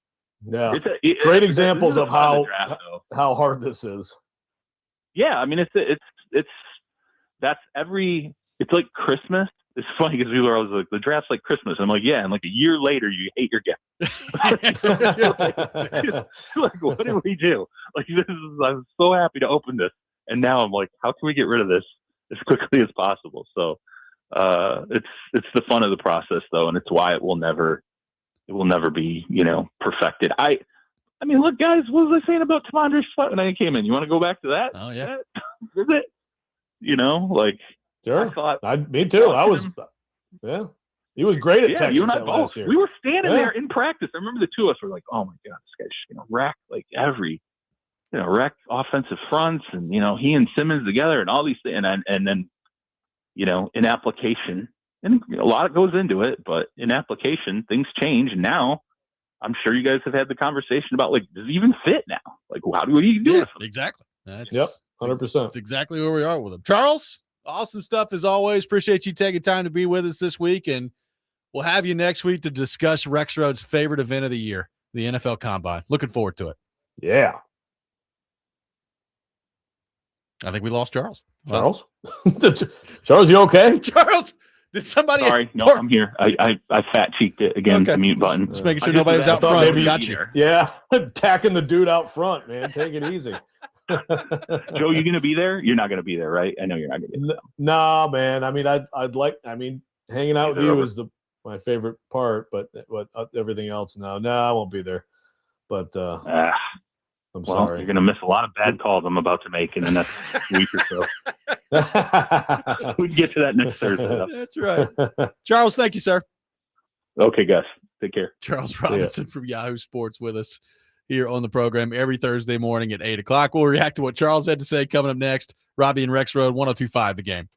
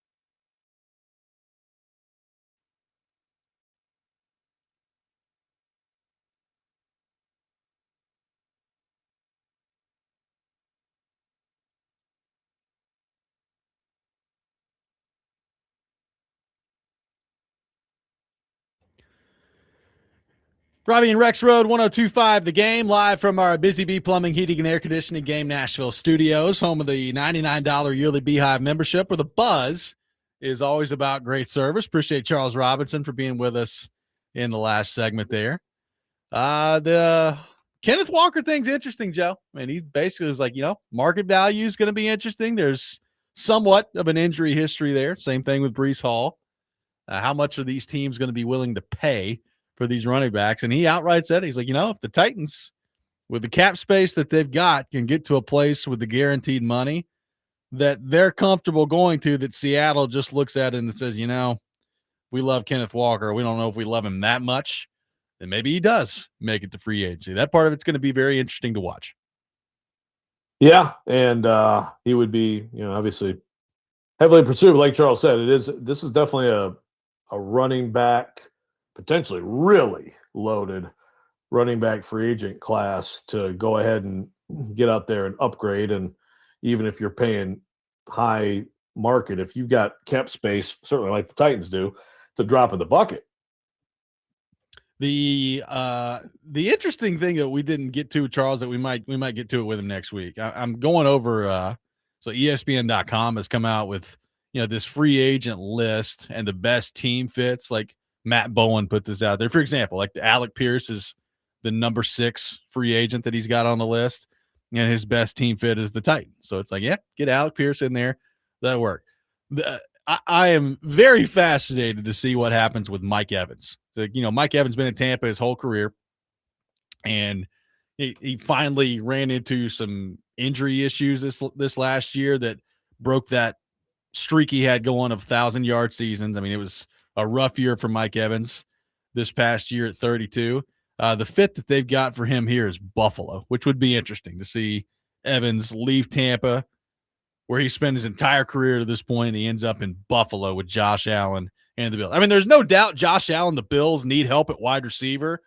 Like, is Mike Evans that guy at what will be age 33 with the mileage he's got at this point, 12 years into his career?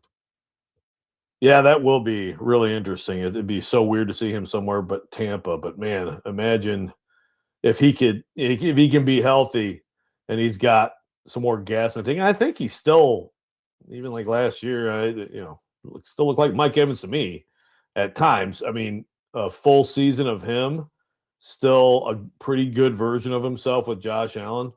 That's a huge need for the Bills, obviously. I think that's one thing that obviously the Keon Coleman pick just hasn't really worked out for them. And they need to figure out a way to get him somebody who's a real threat. Now, I would say, maybe that's through the draft too, but Mike Evans would be intriguing there. It feels like a good fit. It does to me. Buffalo, I thought so too. It's red it's very zone, interesting. Back shoulder stuff from Allen, big target. I think they're lacking that, and Evans wants to go somewhere to win, right? Yes. So for him, you would think that'd be intriguing. Yeah, I mean, they're winning in Tampa to a point, but not. Yeah, like they just don't look like a contender anytime soon. Right. And so, yeah, I feel like he's probably ring chasing if he gets out there and goes anywhere else. You would think so. Now, they did have a conversation. I forget who the guy was. He was on with Cowherd. I think it was yesterday, about Mike Evans and about how, he's never won one in Tampa. And it's like, who was that? They actually did win a Super Bowl in Tampa Bay. I don't know if you remember this, but they did win one in Tampa Bay. Oh, yeah, well, that was Jason McIntyre, right? Yeah, some guy named Tom Brady was the quarterback. I don't know if you remember that. Yeah, he hasn't sniffed one over there. That's you got to get out of there. It's like, dude, do you think that this is like the 1980s Steve DeBerg quarterback Bucks? Like they wasn't that long ago. They won it. Yeah, wow. Whew. That was as good as Skip Bayless. Did you see Skip Bayless's hot take yesterday after the Olympic game?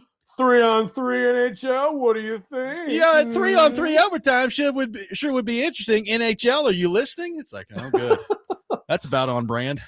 Skip, are you watching a hockey game ever in your life? My goodness. I think the NHL really ought to consider this 3-on-3 thing. Here's a thought, Gary Bettman. Yeah, my, we've got some real good day for sports media takes yesterday. Yeah, and we've been talking about our terrible takes on the draft. Here's a take, by the way. I'm just going to read this real quick. Matthew Nashville says Rich Eisen's son apparently gave his hot takes and said number one take is that Cam Ward will be a top 5 QB in 2026. I have no idea how old Rich Eisen's son is, how much he knows about football, but hey, if it happens, we got to remember to credit Rich Eisen's son. There we go. 615-737-1025 is our phone number. Final segment of the day coming up next. We'll have more reaction to what Charles Robinson had to say, get back into the wild Olympic hockey day yesterday, college basketball as well. All that coming up. Robby and Rexrode, 1025 The Game.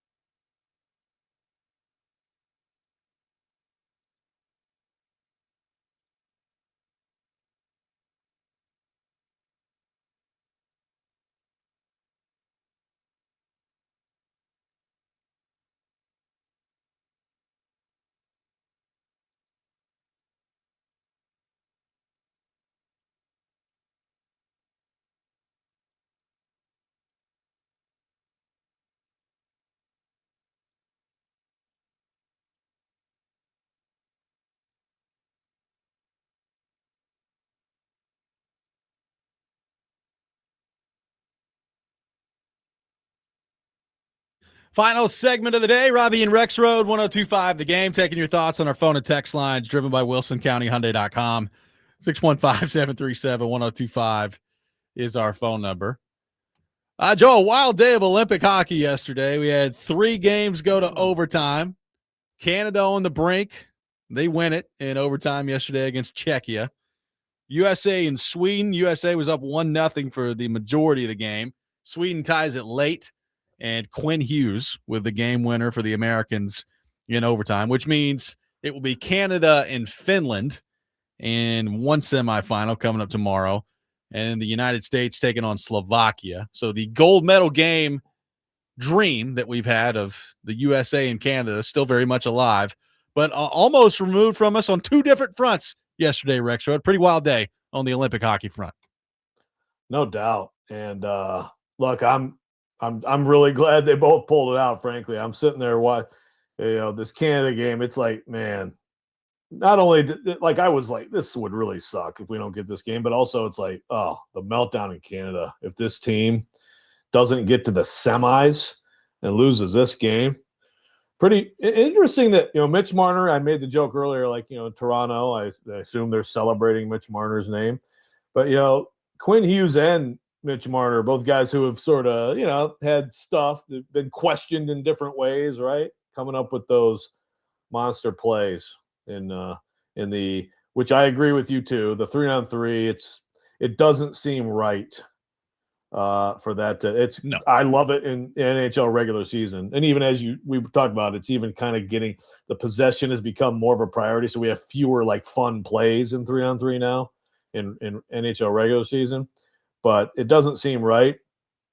But if that's what it takes to keep giving us, because like if I'm an NHL owner, I'm like, dude, we're not doing 5-on-5 overtime all until somebody wins. I will get players killed if that happens. So no, you can't have that. But it still does seems wrong. All that's well and good. I swear to you, if the U.S. and Canada gold medal game comes down to 3-on-3 overtime on Sunday, I'm going to lose my mind. I saw the gold medal. What about a shootout? Will be 5-on-5. Is it? Okay. Yeah. I haven't looked that far ahead. Really? I'm pretty sure I saw it. The overtime rules change as it progresses. Maybe it's not exactly. It's not. I don't know if it's the time that's different or it's the 5-on-5 versus the 3-on-3. Okay. Interesting. But it does shift as they get to the medal games. I'll have to double check. What a weird tournament. They've changed so many things. Like you can't even keep up with all the stuff they're doing here. Okay. We'll see what happens on that front. I do not want 3-on-3 overtime to decide the gold medal, but maybe it won't. We'll see what happens there. By the way, as multiple people have pointed out on the text line, Joe, we have more Georgia football players being arrested for reckless driving and speeding in Athens. It is amazing to me how often that has happened with that football program. And apparently it's just gonna keep on happening. Like nothing's ever gonna change. Like it's reckless driving and speeding all around in Georgia football. Yeah, it's just so weird. Like it's gotten to the point where it's weird. I mean, this is one of those things that's like you can go look around other programs. I mean, there's like stuff like this happens. Young people, especially with awesome cars, and there's probably more like awesome cars now than ever before in college athletics. Not that there weren't any before, but probably more now than ever before. Yeah. But like, why there is it such a thing? Why at that particular place? It just like I can't think of like a reasonable explanation for that. I don't know. It's been going on for years at this point. So I guess that's just what it's going to be down there in Athens. Kirby not running a tight ship when it comes to the driving part of it. By the way, Kuharski has uncovered the names of all the children of Rich Eisen moving forward here. So we'll keep an update on their draft takes, their hot takes in the NFL. Oh, wow. Okay. Thanks, Paul. Really appreciate you moving in. Xander. So apparently it's Xander. Is about 15 or so. I mean, to be fair, we let Brennan Rexrode give his hot takes. That's true. On our show. What didn't he have like the Lions will go undefeated for the next 4 seasons or something like that, right? That's right. That's going to do it for us today on the program. Next Man Up with Jake Lyman coming up next. You're listening to 1025 The Game.